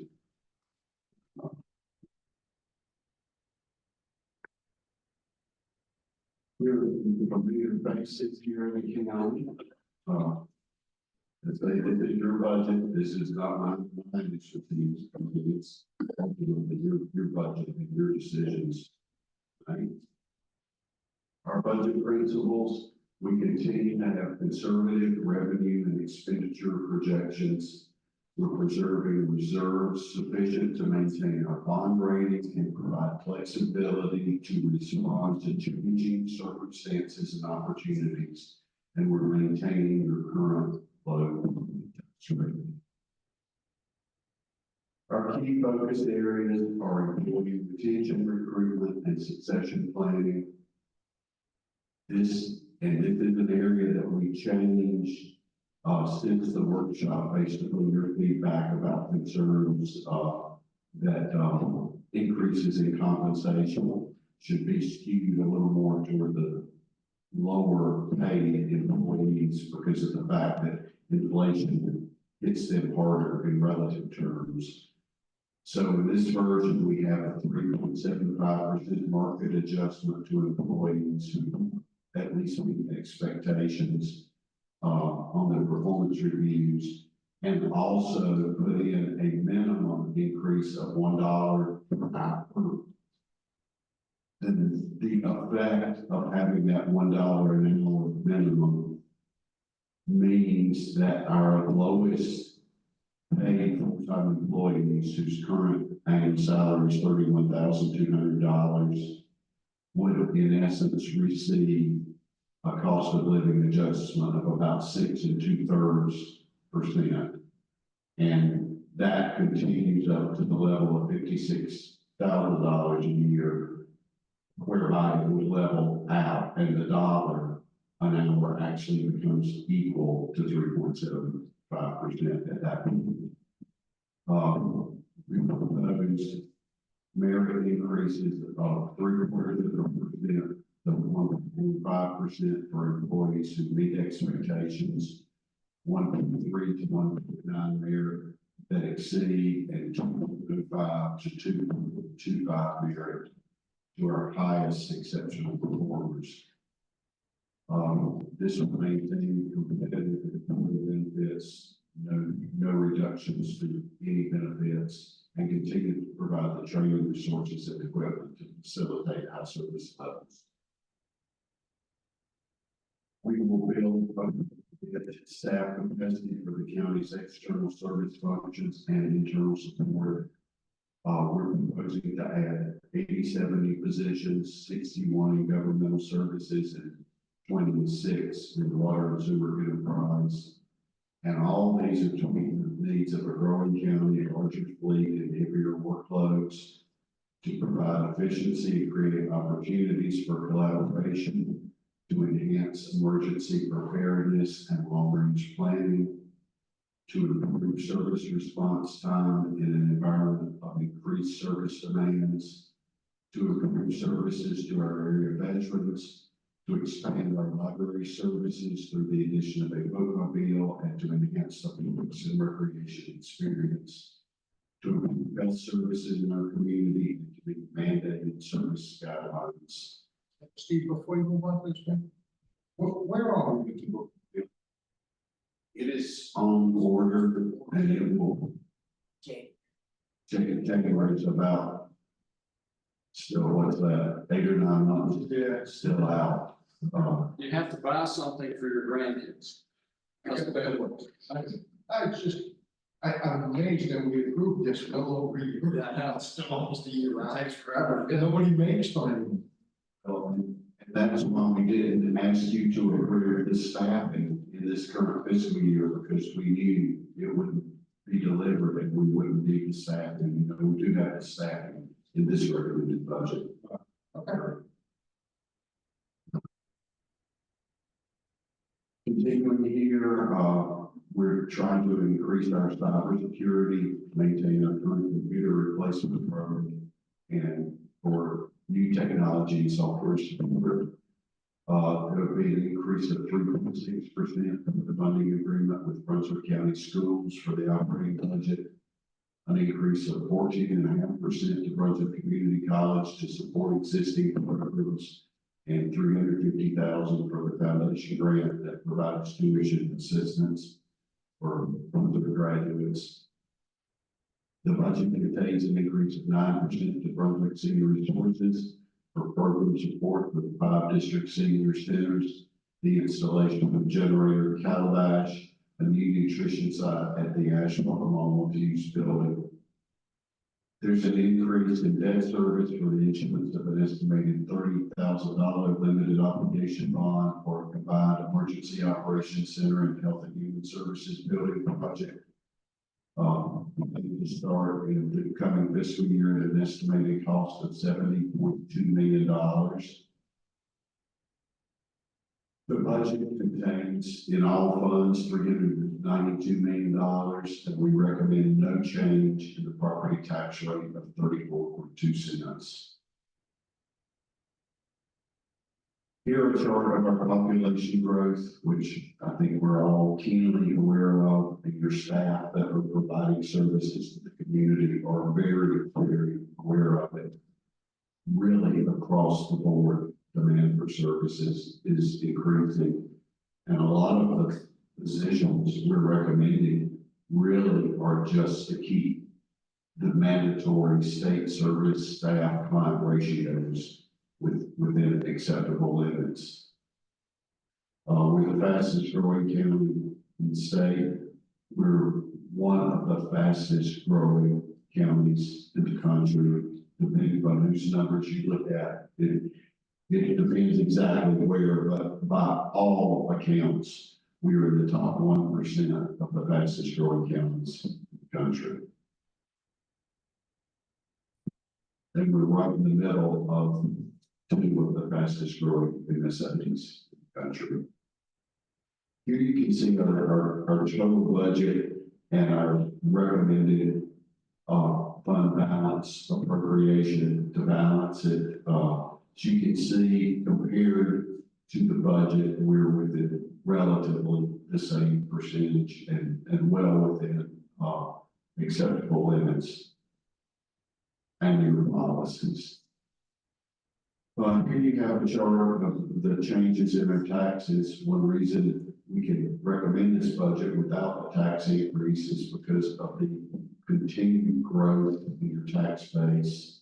Here you see the ad valorem taxes growing conservatively at 4.5%, sales taxes at 6%. Permit and fees would go up by almost half, and that again is attributed to the growth driven fees in that area. Our investment earnings are way up because of actions of the Federal Reserve and inflation. And our fund balance is larger numerically than the prior year. A little over 400. Again, here a chart of property tax revenues. I think we've really been very conservative.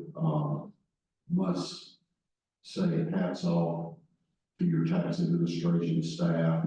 They have done an incredible job of tax collections, both current and back taxes. And I will not only say they've done a great job of collecting, they have done that with absolute minimal amount of ruffle feathers, and they're commended for that. Sales tax, the growth of the county increases these numbers, and again, the construction involved with that growth generates quite a bit of sales tax activity. Our general fund expenditures, here we have by category, general government of about shade of the 4.5%, central services about 11%, public safety 11%, transportation flat, environmental protection 11%, economic development 8%, human services almost 15%, education 2.6%, culture and recreation just under 6%. So overall, including transfers, about 7.5%. Our debt service, as recommended, would be 5.9% of expenditures. And again, that would include the borrowing for the Health and Human Services building and for the Animal Adoption Center. If you elect to go forward with that, our debt service would still be well within your policy range, not to exceed 10 to 13%.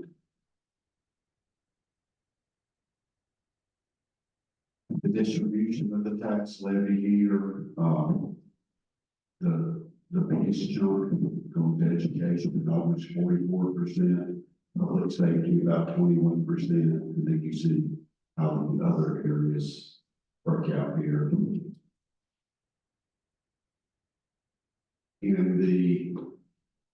As far as employees, we're recommending 4 new positions in general government, 25 in public safety, 6 in central services, 23 in human services, no change in environmental protection, 3 additional in culture and recreation, and 1 additional in economic development. As highlighted earlier, the market adjustment for COLA that we're now recommending is 3.75%, and that equals $3.2 million. Another $1,022,000 we're recommending for merit. And then this retirement increase is not optional. That is each year the governing board of the state retirement program gives us a number, and we have one of the best funded and soundest retirement systems in the nation. And it is because the staff and the board there make sure enough money's going in so that people are getting paid from the system, that it will be funded and there won't be multi-billion-dollar stocks like there have been in other states. Randy's getting paid. Every month. That's what we do.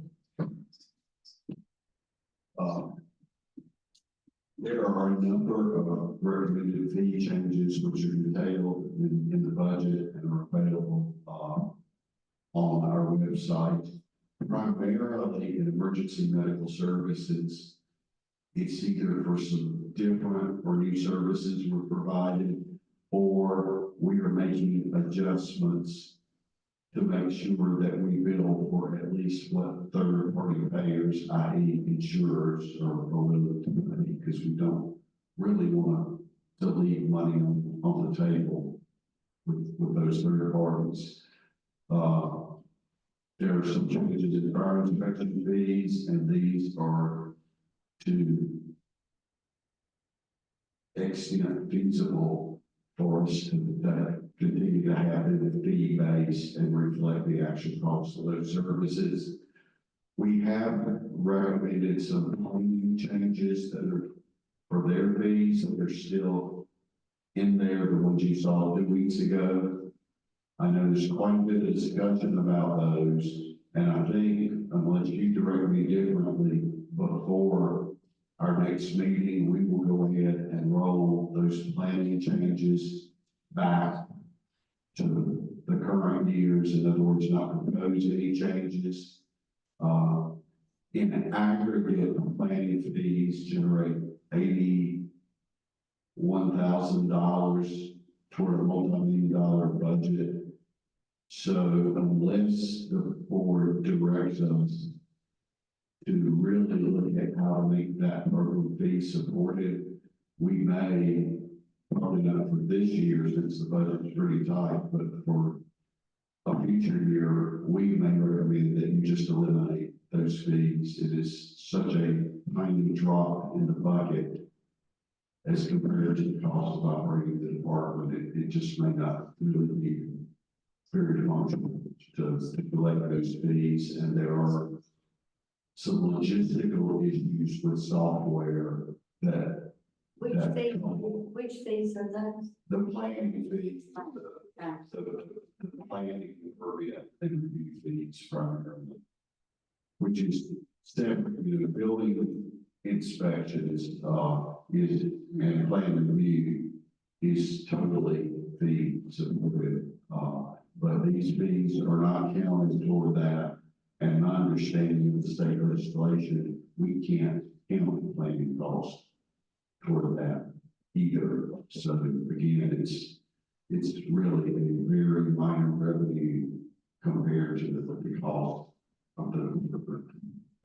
Would that impact, fines for people who are repeat code enforcement violators? That's a separate issue. We would, if anything, we would recommend that violators pay increased fees just to hope that truly is a deterrent. I would support that for the repeat violators that keep coming back and doing the same thing over and over, just because otherwise there's no deterrent. We honestly see a lot of repeats that are on the same parcel, but they're often rental properties, and it's a different human being with a violation. But our code says that the property owner ultimately is the responsible parties, that they're expected to keep the folks that they're leasing to in line. So Steve, do you want, us to make a motion on this planning and community enforcement fees? Or now? If you wish to, you can, but unless there's action from the board otherwise, we're simply going to roll the proposed increases. We're going to take them out and just leave them as they were for FY25. So why don't we just, so you're not gonna make no change, but next year you're gonna take them out? I think we're gonna need to have a structured discussion about whether you want to have really meaningful fees as compared to the cost of the program, or one alternative would be just to eliminate them. I mean, the fees that are being charged now really don't even pay for the cost of one staff person. So why don't we just get rid of the fees then? Unless you got some comments? The only thing that I would let us, kind of get additional feedback from staff to understand what that might look like. Don't want to create a scenario where people submit something like a major subdivision application just because there's no cost associated with it. We don't want to set up a precedent or a situation where staff's overburdened by something because people are just submitting something because there's no cost associated with it. So we'll dive into it a little bit more. There are some, how we accept those funds and how we accept payment for those fees can be a challenge for us and finance departments. We'll try to work through that as well. So let us flesh out the pros and cons of that before we move forward with eliminating it. Would be my recommendation. Let me ask you this on that same respect. Usually what we try to do, can't do it, we try to bring fees up the way it costs to administer the service. So the problem is if we eliminate it, is it gonna mean it's going to cost more? Similar to what Mr. Stoll was saying earlier, is it's such a small amount of fee that we collect, those revenues don't even come close to covering the cost to provide those services from a staff level. And so that's why there was some conversations about taking them back to what they were in FY 24. It's really not going to move the needle too much, but I'd hold off at least for now in FY 25 on eliminating them completely. And we also, one of the structural problem about the fees not generating enough revenue to really pay the cost is for the municipalities that we provide planning and zoning services. That's something that we don't have to do. I mean, we agree to do it through interlocal agreements, but then the revenue that we collect doesn't begin to cover our costs to provide those services for the municipality. So that's a particular area we would need to focus on whether we wanted to take on that burden at really a bottom line loss to the county.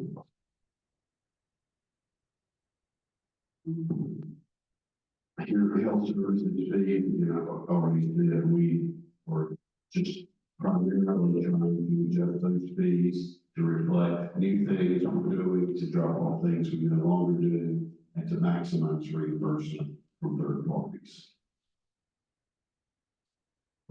Here you see our enterprise fund approved budgets and expendable net position appropriated, which is how you now say fund balance for enterprises. I think we change the labels on things every few years, or we don't, but the governmental standards boards that come up with these things find new labels every few years. You can see here that we needs to fund side of our operation well within reasonable limits from prior years. So utilities this year, budgeted out is I think $4 million. And you put 3 actually. Okay. That's the total. So we're budgeting for For expendable net positions appropriated. Okay.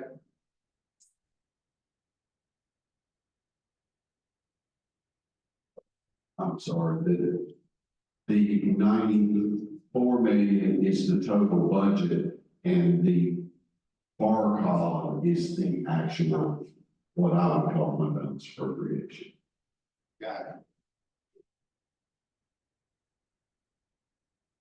Here again is a chart of the growth in our water and wastewater funds.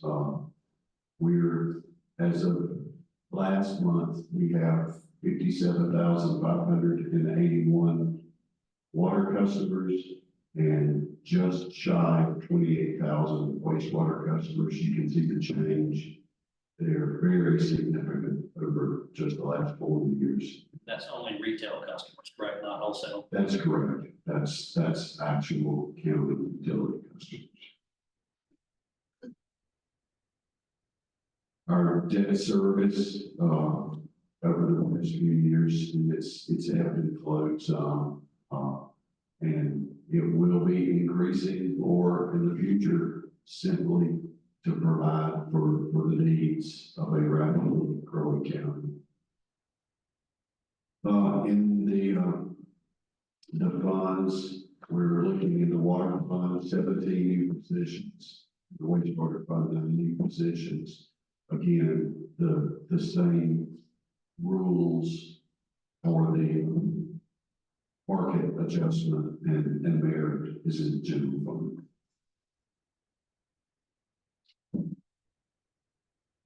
We do have a number of changes that are in the detail budget for meters and taps and other services, many of which actually don't apply much of the time, because with new development, the developers can take a lot of those costs, but the thing that is explicitly charged for new connections of the capital recovery fees and the transmission recovery fees. What we're recommending, the new rates were pushed out during the winter, were open for public comment. And then you approved the report in April. And what we're recommending is that we go to new rates on January 1, 2025. In total, we're recommending that you adopt 90% of the maximum rate for both water and wastewater. But the way we're recommending to do that is on January 1 of 25, we're recommending half of that amount. And then on July 1, 25, we recommend the other half of that amount to get us to 90%. And the reason that we're doing that is we talked to the development community last year about this same issue, though with a slightly different set of numbers. A lot of concerns were expressed about contracts that were already in place for homes. So we believe that now, even on June 17th,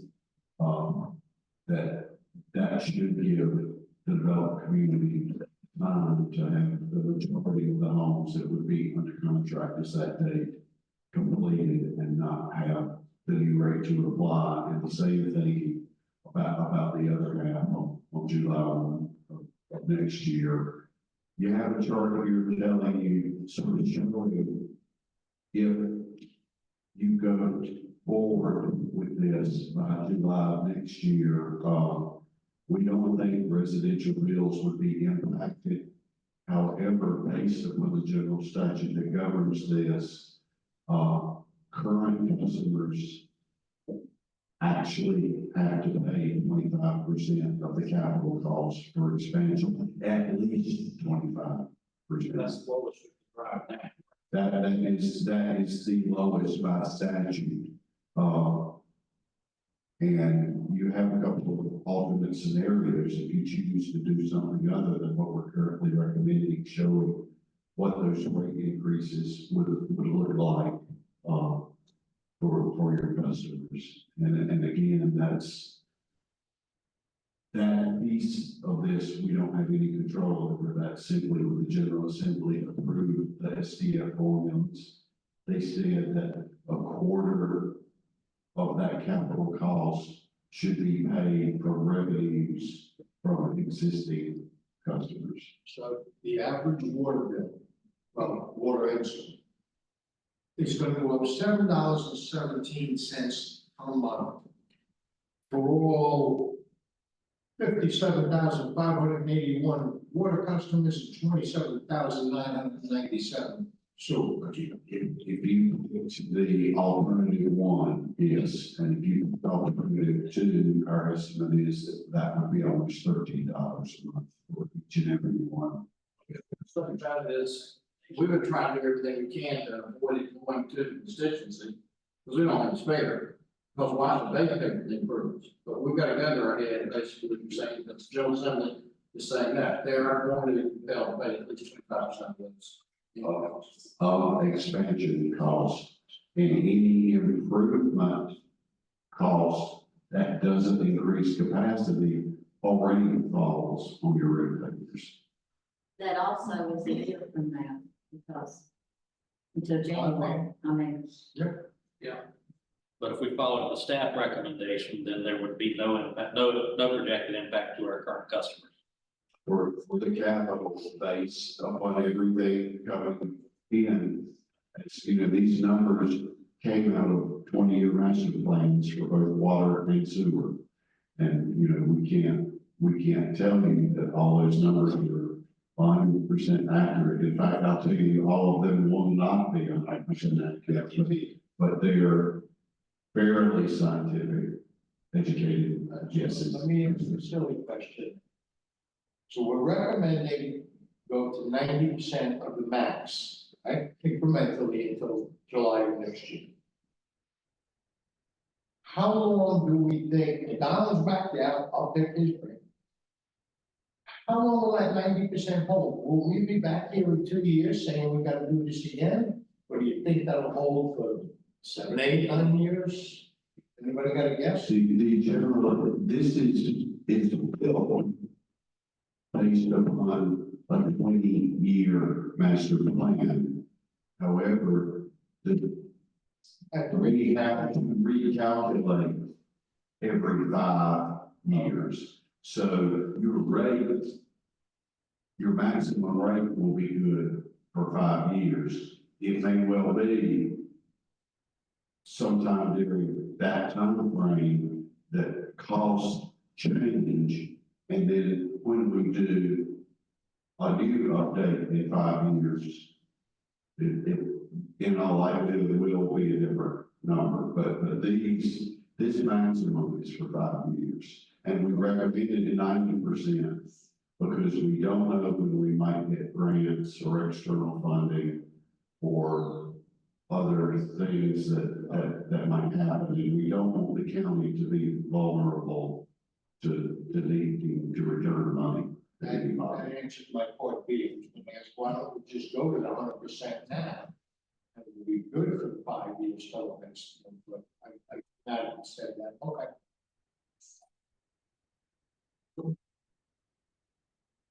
Any other questions on this page? Do we need to go ahead and give you feedback on which option we would want in the budget? You can now or you And then, or any time now between now and June 3rd.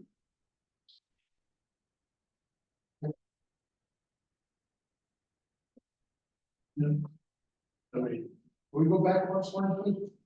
Sir. Yeah, what should you want? This one?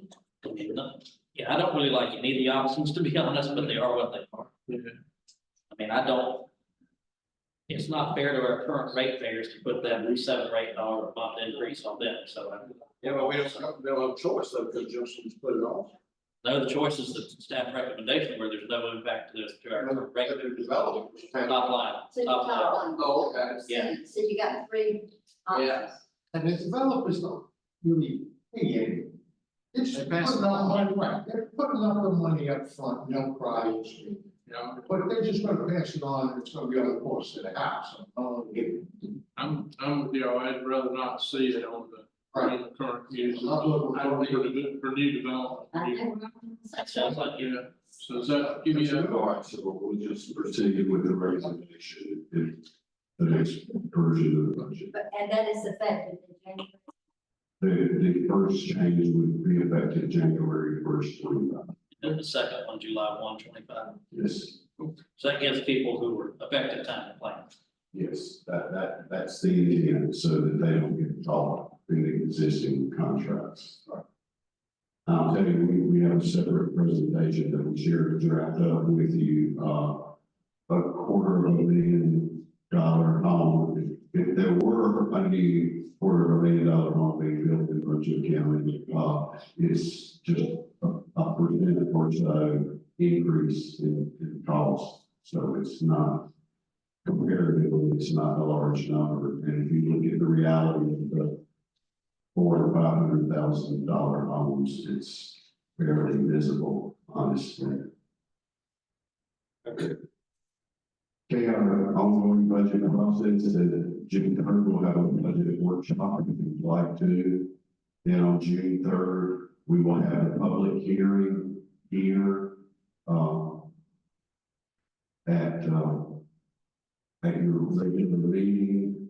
We have the notices prepared, and we are inviting the public to participate via email or written communication, in addition to appearing at the public hearing.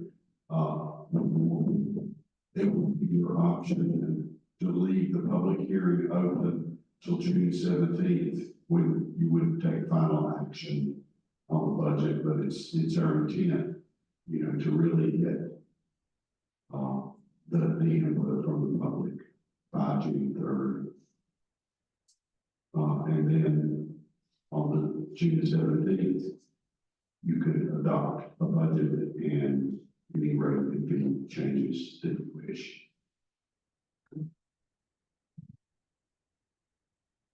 I think you guys have done a great job putting this together and dealing with us throughout this process and all of our various questions and input. One thing I did want to ask about, and I emailed, it's maybe got lost in the shuffle, but I emailed staff about it a while back. We have two MPOs in the county, GSAPs and Wilmington MPO. I believe it's historically the county has paid the dues for all the GSAPs members, but that is not the case with the MPO members. They have, Leland pays their dues, Belleville pays their dues, Navassa pays theirs.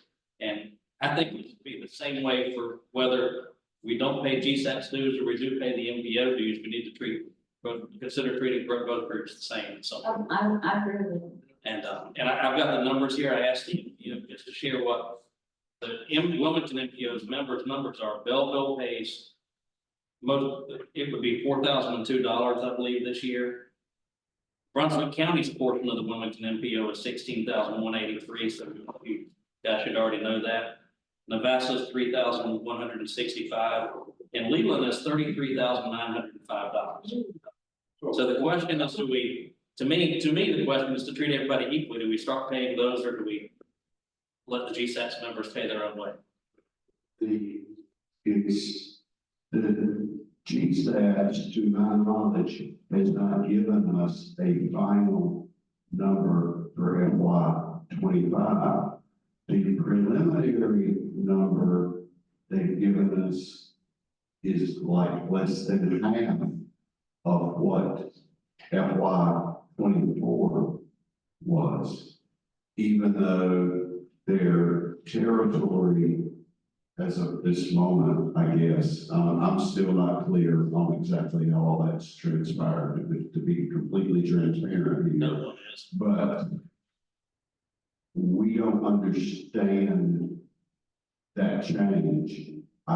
We did have a discussion with GSATs about why it had been done that way for them, and the response is historically, Horry and Georgetown counties had paid the entire amount for their unincorporated and their incorporated areas. But why the structure seems so different, we're not sure, but I really think given the relative fee level holds the same, I really think the best strategy for the county would be for the county to pay the county's share of GSATs at the point that can be identified, and then let the participating municipalities pay their portion of it. It's just that today I can't tell you what those numbers are. The aggregate working number we have at present is about 25,000 for GSATs for everything combined. And so that means it shouldn't be a huge amount for any of those towns to pay their way, per rata anyway. I would base it on their populations. I wouldn't think so, but again, I don't know if they compute it based on population, square miles, or where these numbers come from. Can we try to work it out and get all the numbers from everybody by the 3rd? Yeah. And let's look at it, see if we can move forward on something. Yeah, that would be. Because Take on Belgium, Leland and the bus is over $40,000 additional. Are we through with that? Yeah, I'm done with that. Okay, with the budget, I have several stuff that I have concerns with. Did we ever get the inventories that we requested at the, I haven't received anything. I think staff are still working on some pieces of the inventory, but I think you will, and we'll give it to all five of you, have all those inventories by the end of this week. Is that including all the computers, all the law enforcement equipment? Yes, all, everything, the sheriff's office and general government and enterprise. We're in the process of cleaning up some old stuff with the county's inventory that's certainly long gone, but was never removed from our inventory list, and we're trying to get all that stuff purged before we say, this is what we have. But Aaron's team and a number of departments have been working very diligently to give you what we feel is a good, clean inventory list. Okay, I've got some stuff on the budget that I have concerns with. Should I discuss them now, or should I wait till the workshop to bring up these issues? So, I mean, that's up to you and your fellow board members. We can. I think in all fairness, if they need to work on something before Okay. the It really shouldn't take too long. I have concerns. I see that in the, sheriff's, major operating budget, he's requesting, 15 more new vehicles, the patrol vehicles. And, last year, which I don't understand the difference in patrol vehicles and marked vehicles. I think they are actually the same. Last year, we ordered, 25, even though we had 15 in the budget. During the year, we gave them 10 more. So they got 25 vehicles last year, and then they got 15 more there this year. That doesn't include the, unmarked vehicles. So I would love to see the inventory, knowing that we have a lot of vehicles that, auxiliaries are using, staff has been using. To me, auxiliary can come to the county and get a vehicle. There's plenty of vehicles out there. The unmarked vehicles, last year we ordered 12, and they're asking for 6 more unmarked. So I just think that they're over asking. Then I had a problem with the SWAT equipment. They're not saying what type of equipment they need, because we've purchased everything last year with vests, all types of vests and helmets. It doesn't say what they're gonna purchase the 23,000 with. SWAT equipment could be anything. Then you get to the vest, and we have all types of vests, ballistic, hybrid ballistic, let's see where it was. Staff vest, vest for deputies, vest for detention officers, all types listed, and there's money broken down for everything. Last year, just on the major operating, we ordered 60 vests. We paid for 60 vests last year. Now, as far as I know, they were ordered. And we're asking for 50 more. I understand that they're fitted. I understand, but with the inventory, some of this stuff probably can be cleaned up. And they do have a shelf life. Of 5 years, I think, if I'm not mistaken. So that's where the inventory and the expiration date of the vest and the plates, because the plates are important too. Because if those plates expire, then they don't work if a bullet goes through them. I used to keep inventory of all that, so I know. And then, on the second page, they had a Celebrate computer. I'm not sure what that kind of computer is. We have a lot of computers that are on the list, and I think it's would be good if the inventory for all the computers was done by IT, so we would know what we have, so we can keep up with them. That's $4,500. And then we have training laptops, but everybody has their computer or laptops that we have. I think laptops was somewhere else here. I have to get, yeah, you got laptops that you would, 37 last year, and we got 26 in the budget, and then we got training laptops. So I understand the difference in more laptops. The training room presentation system, the last time I was in there, I thought it was pretty good. Do we need a new system in there? The office presentation system, they want 3 more new ones. I have issue there. I don't think special ops needs the carport. I'm just telling you where I'm coming from. The patrol FTO iPads, that's more computer iPads, I'm not sure. So we need to know where all this equipment is and if it's still working, the other computers, because we order a lot of this every year.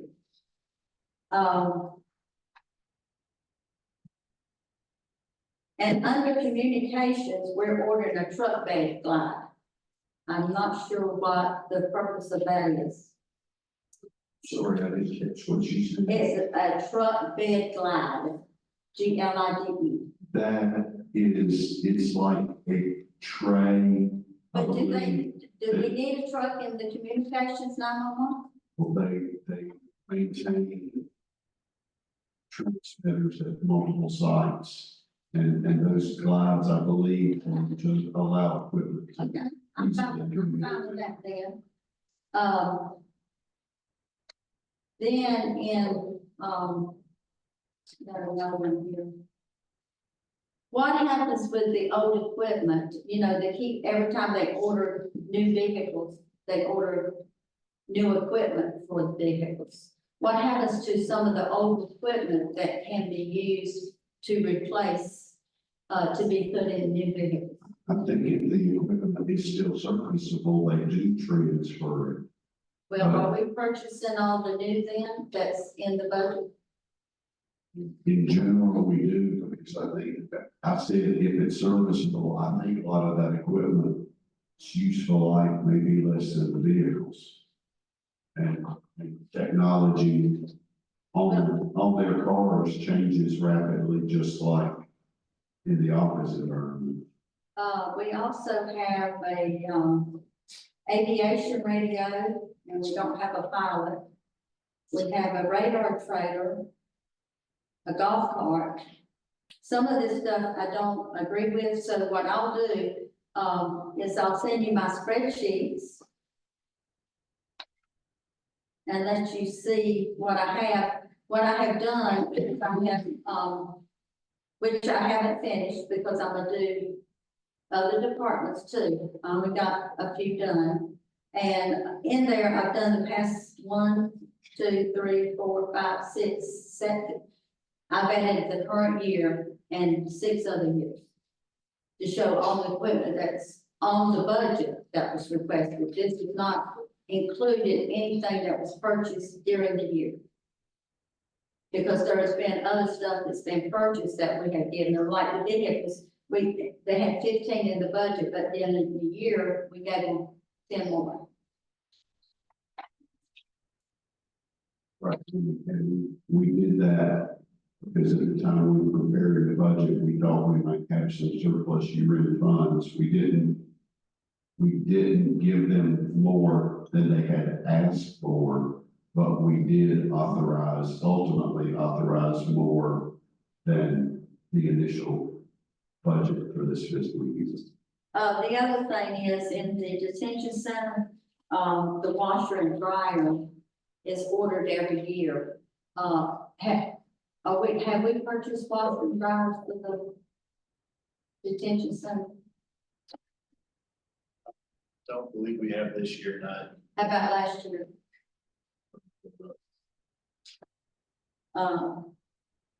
I know that they're needed, I think they should be, the purchase should be done, I think, because it's hard to get them. There could be an emergency where one breaks down, because they're used a lot, right?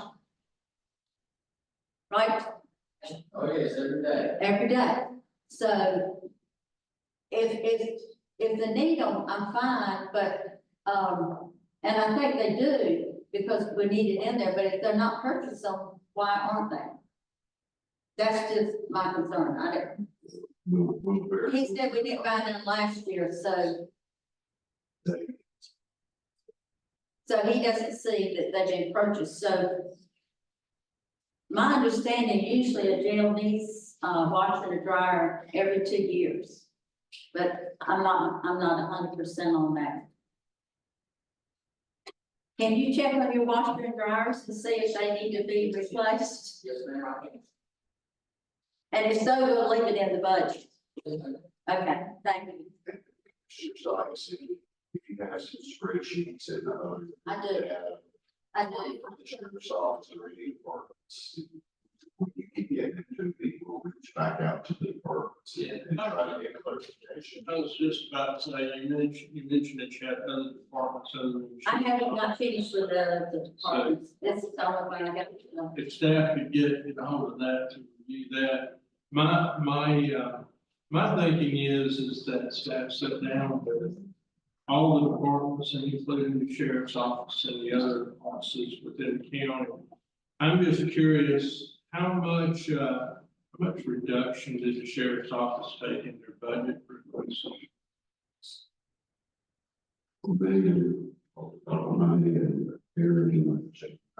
Aaron to the account. So are you comfortable with the request that's before us? I'm comfortable with it. I mean, honestly, there were a lot of requests from not only the sheriff's office, but other departments that I thought was legitimate, but, you know, gave us a clear directive, keep the tax rate flat. So we needed to whittle the request to the point that the budget worked. I think I even saw one sheet that came through that said that EMS took $2.8 million cut. Yes, I did refocus. I think the sheriff's department on that, but it's The sheriff's office was 1.96 million or 7%. Again, just a question for the manager, in order to have feedback back to us on the June the 3rd, when would you need information from Commissioner Sykes so that the departments can get it? It would hopefully by the end of this week. The sheriff's office probably did reduce their budget just like everybody else in the departments. But we're getting ready to spend more for our animal shelter, so we need to cut as much as we can to pay for these other needs that everybody's requesting. So I'm not against if it's needed, just like the washer and dryer. They haven't been purchased, so it kind of gave me a concern. I actually just got a text from our comptroller. If we don't purchase it, it goes back to the general. Right, I understand that, but you know, my thing is, there's not a need over there. Is that what you're saying? That you don't need it at this time? Oh, no, I'm not answering for that. I mean, I'll get this question. I don't have an answer for you right this second, but good. I was gonna say, several years ago, we had several washers and dryers, decide to all go kaput at the same time. And we were directed at that time by the county administration to budget for every year in our jail budget, one washer and one dryer, because on average, we were having to do that once we looked at the full scope of the past several years. And so that's what we do. Some years we get, instead of one washer, one dryer, we get a couple of dryers. Some years it's 1 and 1. One year we had to do more than 1 and 1. So each year we put in for one of each, with the goal of maintaining that average over the past few years. Same thing with our ballistic vests. Every year we budget for about 50 stab and ballistic vests in the detention center budget and the sheriff's office budget. Unfortunately, the stab vests are now just as expensive as the ballistic vests. So you might have seen in years past where you didn't see the stab vests, but now you see them because they're over $500. So it's just one of those things where prices going up, and we budget for those things every year because we traditionally replace that, or maybe some years fewer, maybe some years more. But those are some things that we put in every budget year, just because on average, those are the numbers that we're seeing. And that's the washer and dryer example. 20 vests. I'm sorry? Last year, we ordered 120 vests. So some years we go over what we budgeted for. We have to make concessions and get savings from other places and purchase more. Yes, ma'am. It's all in accordance to the expiration, new hires, things of that nature. Yes, ma'am. Before I send you the spreadsheet, I'll highlight those areas that I have concerns. Just, how long have you been the finance director with the sheriff's office? After Hurricane Florence, late 2018, early 2019. I don't recall any amendment coming forward to us in the past several years. Do y'all meet your budget each year? Y'all don't have a good deficit, do you? I mean, you find the funds within your budget to operate the office. I don't want to speak for Aaron. Aaron can touch on that. I know that we work really, really hard to maintain our budget, and I know I work really closely with finance to do the same. And payroll is always one of those categories that we can't necessarily always, perfectly budget for, because personnel is personnel expenses. But from operating costs and capital, yes, sir, we do maintain our budget. Yep. The other thing was cell phones.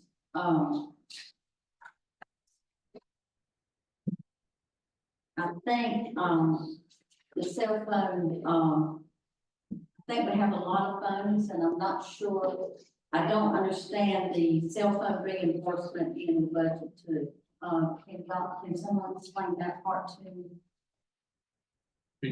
Can you pull that information up and get it to Commissioner Sykes? We can, most of our operating departments have a cell phone stipend, but some of our public safety departments do have actual county-owned, you call them that, cell phones for specific needs. And that would be to be in the inventory, since the county purchased them.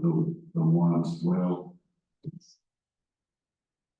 I don't know if they cost enough, they really going to fix asset inventory or not. Well, when you're in law enforcement, most of the time, and I'm just speaking from other police departments, CID, FBI, anything that you're assigned to, you have to have an inventory of.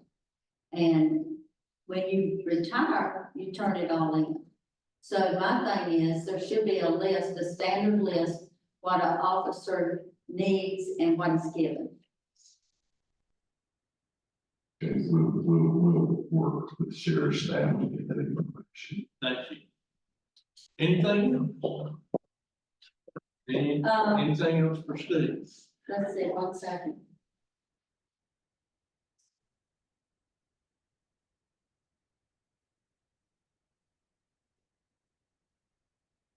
That's it right now. I guess we'll meet June the 3rd. Well, then they're gonna be getting information back to you. Yes, and I'm gonna give them what I have. And I'm assuming that whatever you share with one commissioner here. I will, I'll send it share it all. out. All right, are we to board appointments now? So we are. Yeah, man. So in your packet, you have a spreadsheet, and the key piece of that is the far right hand side where some of the comments is the yes or no, whether or not they're going to continue the service on the board. We get that spreadsheet on the screen instead. Yeah, that would be better.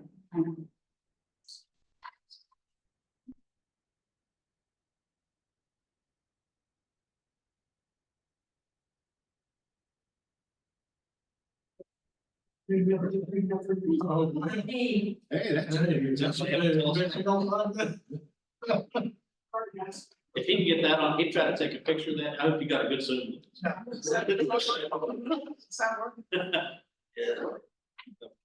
Your picture's actually better than mine. Might be time to get a new monitor over here. I'm not doing this. Soon there'll be nobody in the budget. Well.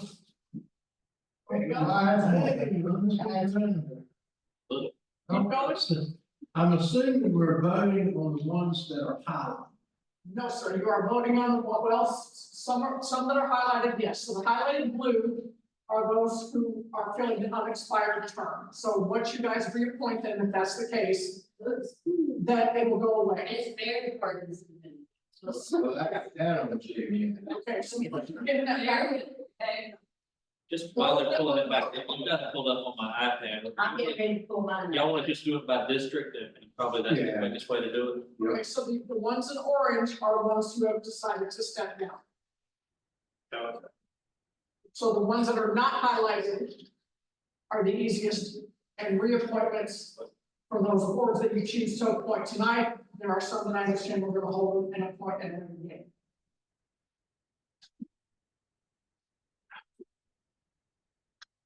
Can you get rid of this? Yeah, there you go.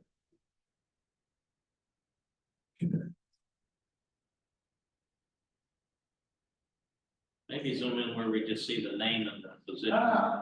Or You can choose. a little bit, that's better on that. Yeah, don't you get old, buddy. Rub it off. Okay. So do I understand you to say all of them in this block are up for reappointment? That is correct. And the highlighted ones In is blue blue. are unexpired terms that when you read that they filled as unexpired term. But when you reappoint, that will go away. The orange are those who have asked to step down and will need a new person appointed from the applications that were attended. In District 1, then I'll start off with District 1, if that's okay. In District 1, I want to hold, I don't want to appoint to the planning board yet or to TDA yet. So I'm okay with the other 3 representatives that are on there, but I want to hold off on the planning board and the TDA for the. Are we going to appoint by district and make a motion, or we can do all of That them? might be easier, that way you just go down the list, if you've got a reason. So does that make sense? So out of District 1, I would do BSRI, I believe, I would do Fire Fee Oversight Committee, and I would do a SUAC Substance use. substance. Okay. So you made that motion, right? I'm making that motion for the people that are on the list here. I'll second. All in favor, aye? All right, let's move to District 2. District 2, BSRI board, like to remain as this, planning board, same. Say what, sir, please define same. Are you holding or are you appointing? They're going to stay on that link, Okay. so unchanged. Okay, Same with District AC, and those are the 3 that I want to move approval tonight. I'll second. the SRI board, the fire protection oversight, the planning board, and the SUAC. BSRI board, planning board, SUAC, yes. All right. And so I heard a second, so all in favor, aye? Who seconded? Thank you. So then to District 3. I make a motion that we, select Kim Gamlin to the Southeastern Economic Development Commission. Hold on, we're not there yet. Oh, oh, my district, Yes, just your district. okay, yes, Okay, the all. Okay, so all, I'll second. you got a second, all in favor, aye? All right, District 4. Okay, I have spoken to Justin Lovin, he will stay on DSRI. Spoken to Clint Berry, he wants to stay on fire protection oversight. Mr. Ridenbaugh has been there forever, I don't even know But if he's willing to continue to serve, I will move to keep him. I'll make the motion that Mike Free remain. Second. Okay, you got a second, Mark? All in favor, aye? Aye.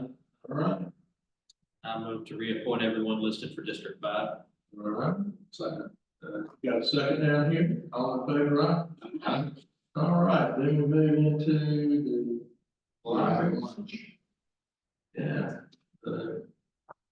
How many at-larges do we get to appoint? Okay, so for the library board of trustees, all three of them are up for reappointment. Let's just take it one section at a time. And then you have the planning board is an at-large position. And then the following page 2 of that, which you may or may not be able to zoom in on. Yes? All right, well, let's go back up to finish up that other page. One more click. Yeah, there you go. So let's do the 3 library board members. Those are got one. They're all at large, but they wish to continue. Yes, sir. I haven't heard, y'all got anyone else? I don't. So basically, everybody under this at-large section, except for the 2 highlighted in orange, you have stated they wish to continue. Correct. A little bit, you say, Just make sure I understand. That's a different, we're not voting on that. Okay, We're not voting on the planning board, just the library. just the 2 blue ones. And Three. Okay. All right, so do I hear a motion? I move to reappoint. I'll second. Appoint or reappoint those. All right, motion and a second, all in favor, aye? Aye. All right, we have a planning board at March. Does anyone have a recommendation for the planning I board? wouldn't mind moving Mr. Dunham out, see if we could find somebody better. He forgot, I guess it didn't go in. Did you not get an application from Alan Britton? Okay, so we gotta back up. In March, I reached out to the board members and asked if they were willing to continue their service. His answer at that time was yes. So until I get direction from you about whether you wish to reappoint him or not, Okay. then I.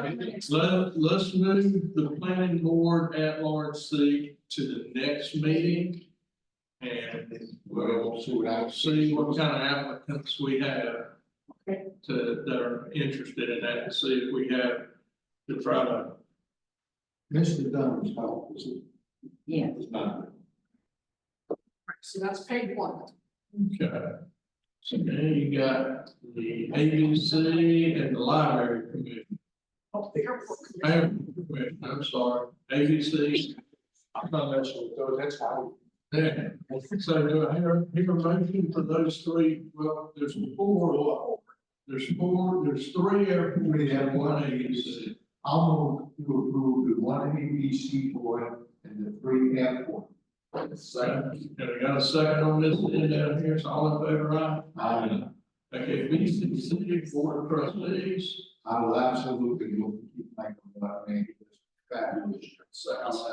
Okay, got a motion and second, all in favor, aye? Health and Human Services, you got 3 of those. Yes, sir, one of which is vacant.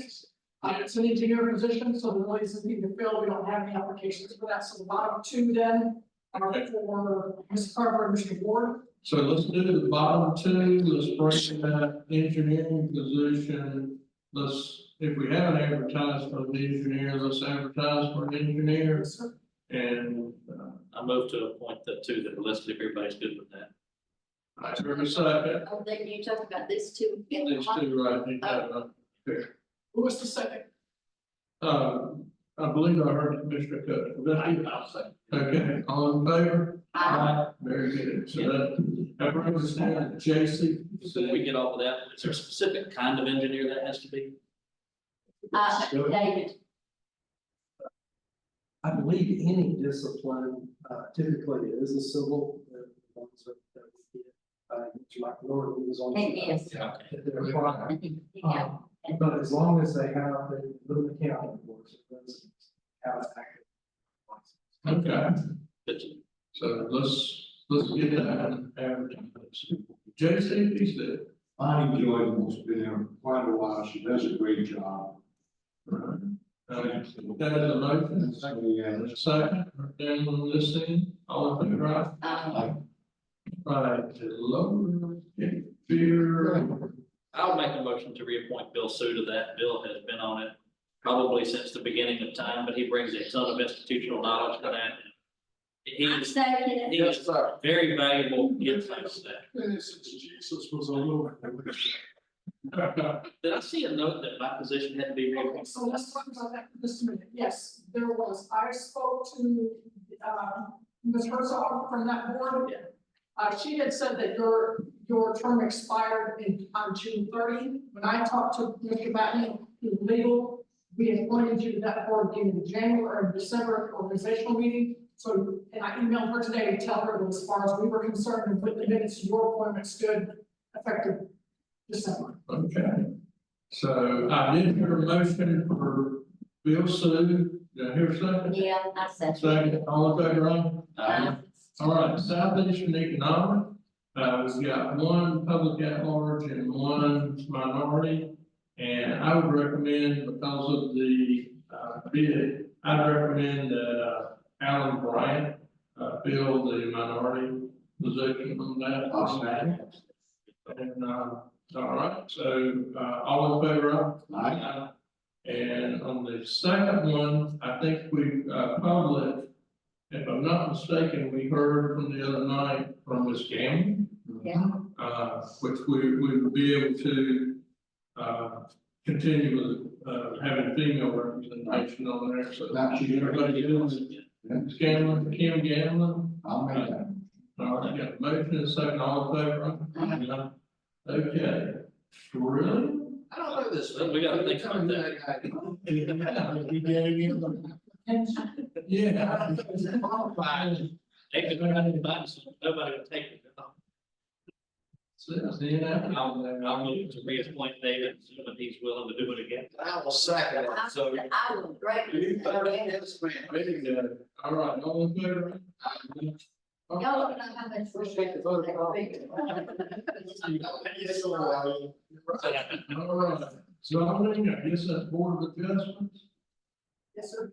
All right, and we got somebody that actually wants to do that. Ms. Ward. Yes. She was ultimate, we be moving her up. No, I think This is one of This is for the This is for the alternate position. She, do you know her, Randy? She's in your ear. You know, I think I have spoken with her a couple of times. Bless her heart, that's a tough one, and to be the alternate at that. If she can continue, I probably do need to give her a call, so tell her thank you. Anybody want to make a motion on that? I'll make the motion. We got a motion, and a second, all in favor, aye? Aye. All right, and then we drop down to the agriculture, and we've got two here. Ag district. I'll make the motion to reappoint. And I'll second the motion. Okay, so both of those, all in favor, aye? Aye. Very good. And then we've got, We're holding off on that one. are these TDA, and what position are the TDA? These are These are the chamber. Yes, these are chamber. Okay, so, I mean, We can't hold on. no, I'm go ahead and what those, yeah, think best or whatever. I'm fine with that, so the chamber. Yeah, okay, I got a motion. Morning, Got a motion and a second from Frank, all in favor, aye? Does that clear us out of all the? Holy smokes. You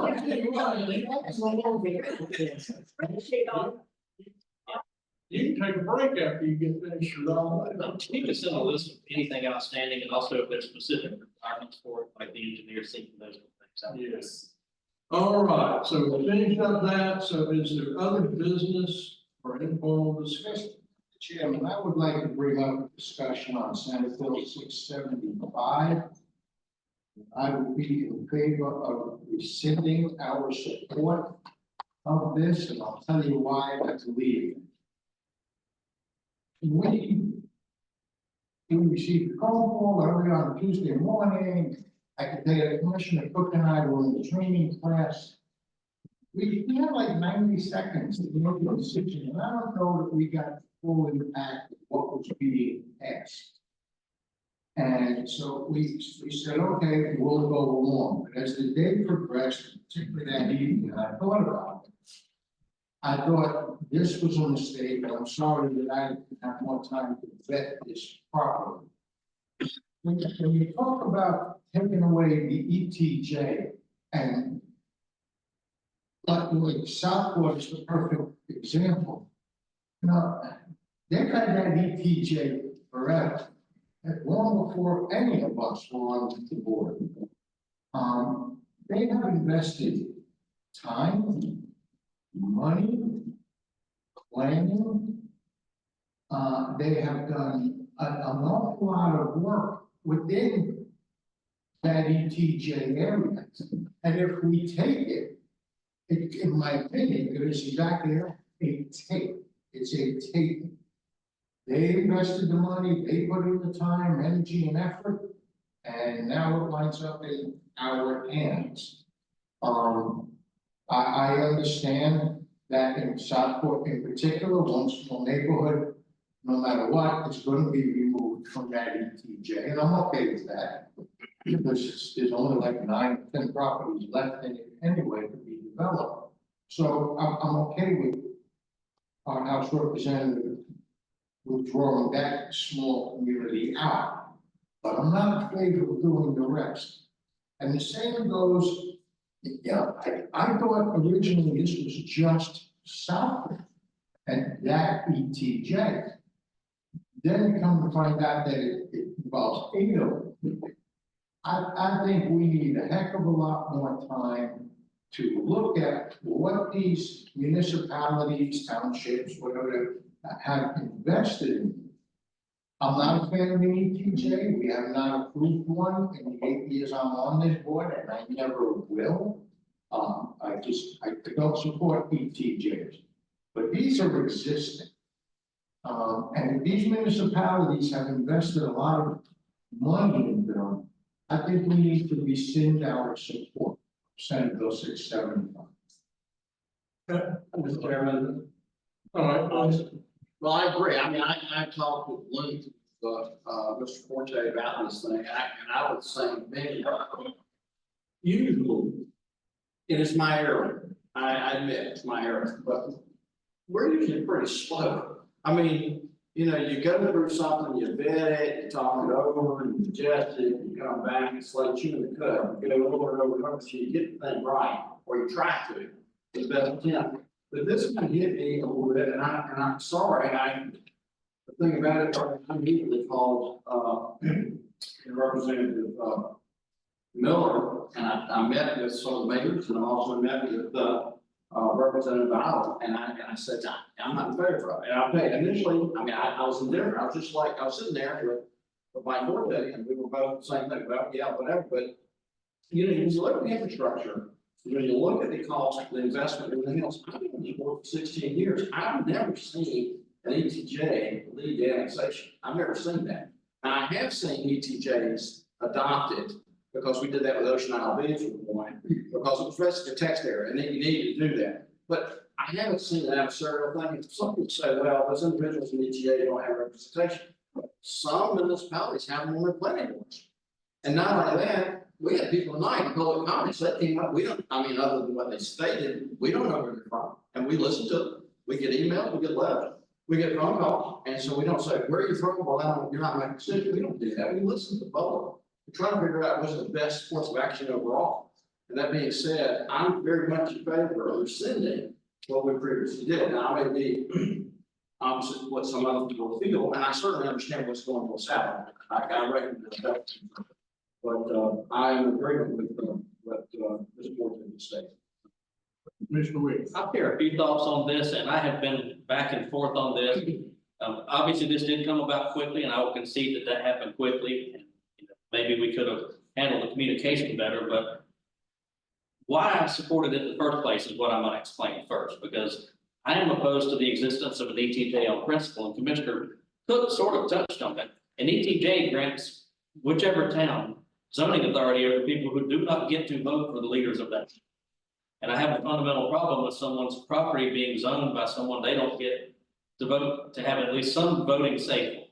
Now, yes, they may have a representative of that ETJ on the planning board, but 100% of the time, those have been whoever the town recommended, because the people that live in that ETJ just generally don't know how to go about getting on that planning board. I don't recall us ever appointing one where it was somebody other than who the town, whose ETJ it is, recommended that that's who was appointed.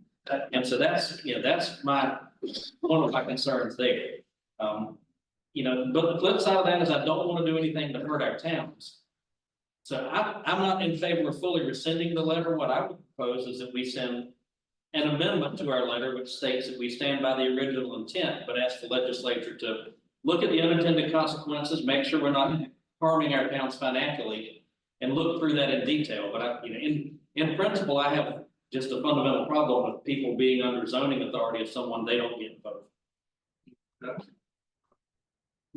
I can, first, the residents that live in the ETJ, there's no benefit that is given to them by being in the ETJ.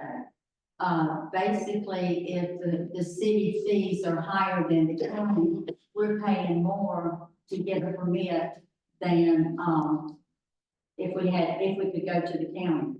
The other concern is, the the enforcement of their ordinances.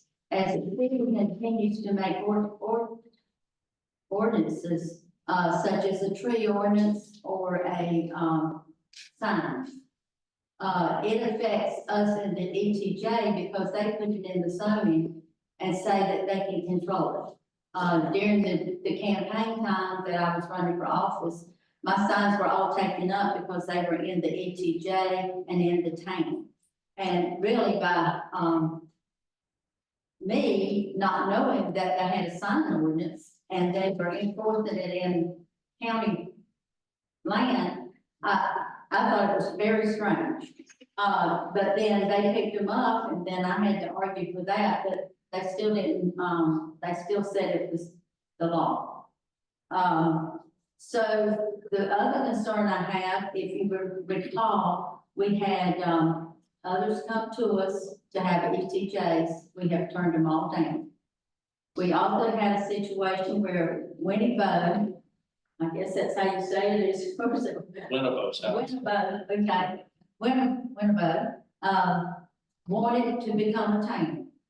Okay, so they requested to become a town, and the reason for that was because Leland was interfering into their area, and they didn't want to be annexed or forced into Leland. Every town that has been established because they didn't want to have to go by the rules of the other towns. Every time you turn around, somebody makes a section that becomes a town. We got 19 in this county. So that means Holden Beach didn't want to be part of Charlotte. Or Calabash didn't want to be part of Ocean Isle Beach. Or Sunset Beach didn't want to be part of Ocean Isle Beach. There's a reason that all this got established, and as people get into office, you get more government and too much government. It's time that we cut back, because if we don't and do away with the ETJ, we're gonna have where we'll be like Greensboro, Mecklenburg County, the whole county is the city limits. So it's more taxation. And I stand by our letter. I support it. I think it's a good time to get this done. As far as infrastructure, the city has never done, as far as I know, Southport has never done any infrastructure in the ETJ area, to my knowledge. I don't know of any. They have annexed outside of their city limits into the ETJ with the use of the ETJ, but they have never done anything as far as infrastructure for the residents.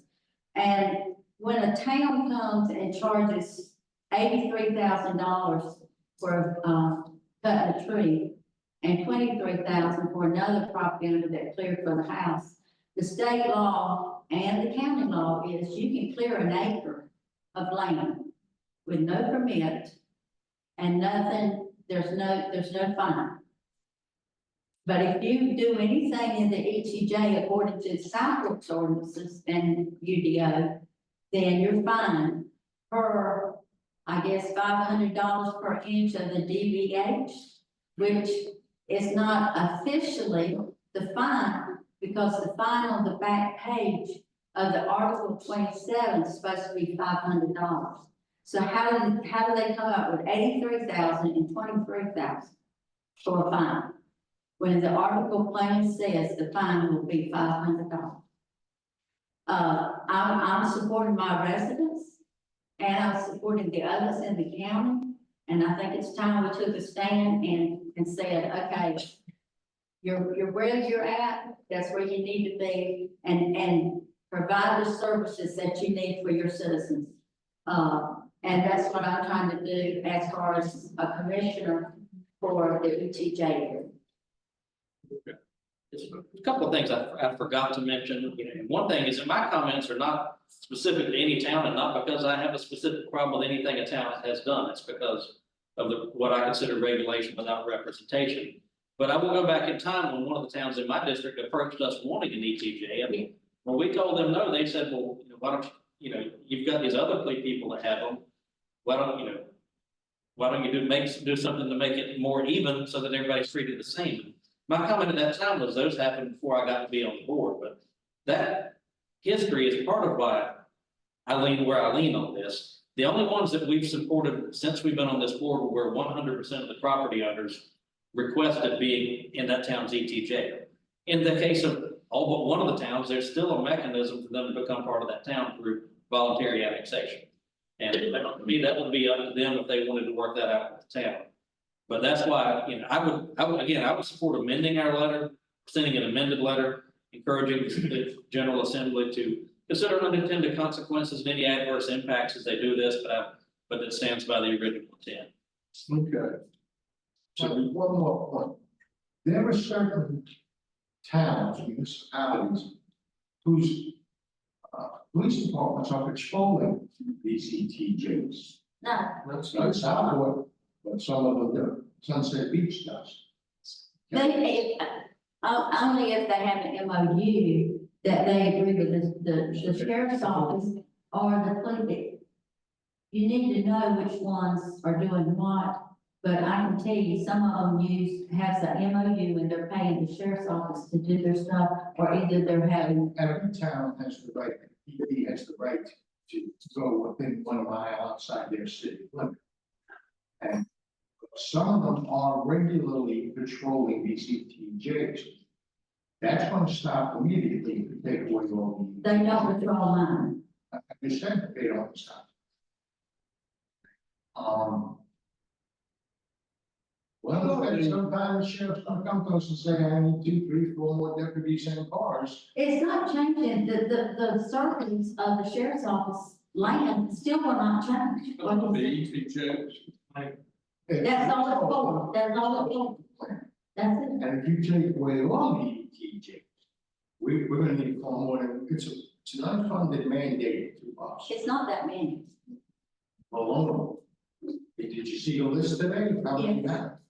I mean, you're probably looking at 74 planners, and for every planner, you need 2 inspectors, you look. But you also have to look at a lot of that area is already I developed. understand your position. I want you to understand mine. You're just gonna keep interrupting, don't you talk over. I'm sorry, forgive me. No, I'm done. Okay, most of that area is developed. Okay, so let's determine what, somebody make a motion? I'll make a motion that we send the support. A second. We got a motion and a second. We rescind the letter. Any further discussion? Hearing none, all in favor, aye? Aye. Opposed? Nay. And Okay, that was voted down 3-2. Okay, is there another one? Do we want this? I'll make a motion that we send an amendment to our letter, which states that we stand by the original intent, but encourage the General Assembly to investigate and research any unintended consequences, particularly financial consequences to the towns. Okay, anybody want to say? I can second this motion. A second. Any discussion on that? I do, and I can't stand by the original intent of the letter. I'm sorry, I just can't. I don't think it's right. I don't think it's fair. I think it's in the best interest of all individuals being served. I don't think it's in the best interest of the municipalities or the way the county works. So I cannot stand by the original intent. I have to make a decision one way or another. I cannot be on the other side of the picture. I have to make a decision. And I'm against, I'm opposed to the letter of intent. That being said, I'm not going to say I'm going to agree with the original intent. I'm not. And I respect that position. Any other discussion? All right, all in favor of the motion? Aye. Opposed? 3-2. In favor. In favor of the motion. All right, there is one other item to come before the board. Mr. Chairman, may I ask a courtesy? No, sir, no. Whenever we get finished, you can certainly can. Nomination for representative for NACO. They go voting delegate. Voting delegate. And I'm attending. Is anyone else? I'll let you have it. It's all yours. You got it. So, I make a motion, Frank Williams. all in favor? Aye. Good. All right, is there any other business to come forward? I'll be happy to move to adjourn. Motion? So moved. Second. All in favor? Aye. Good.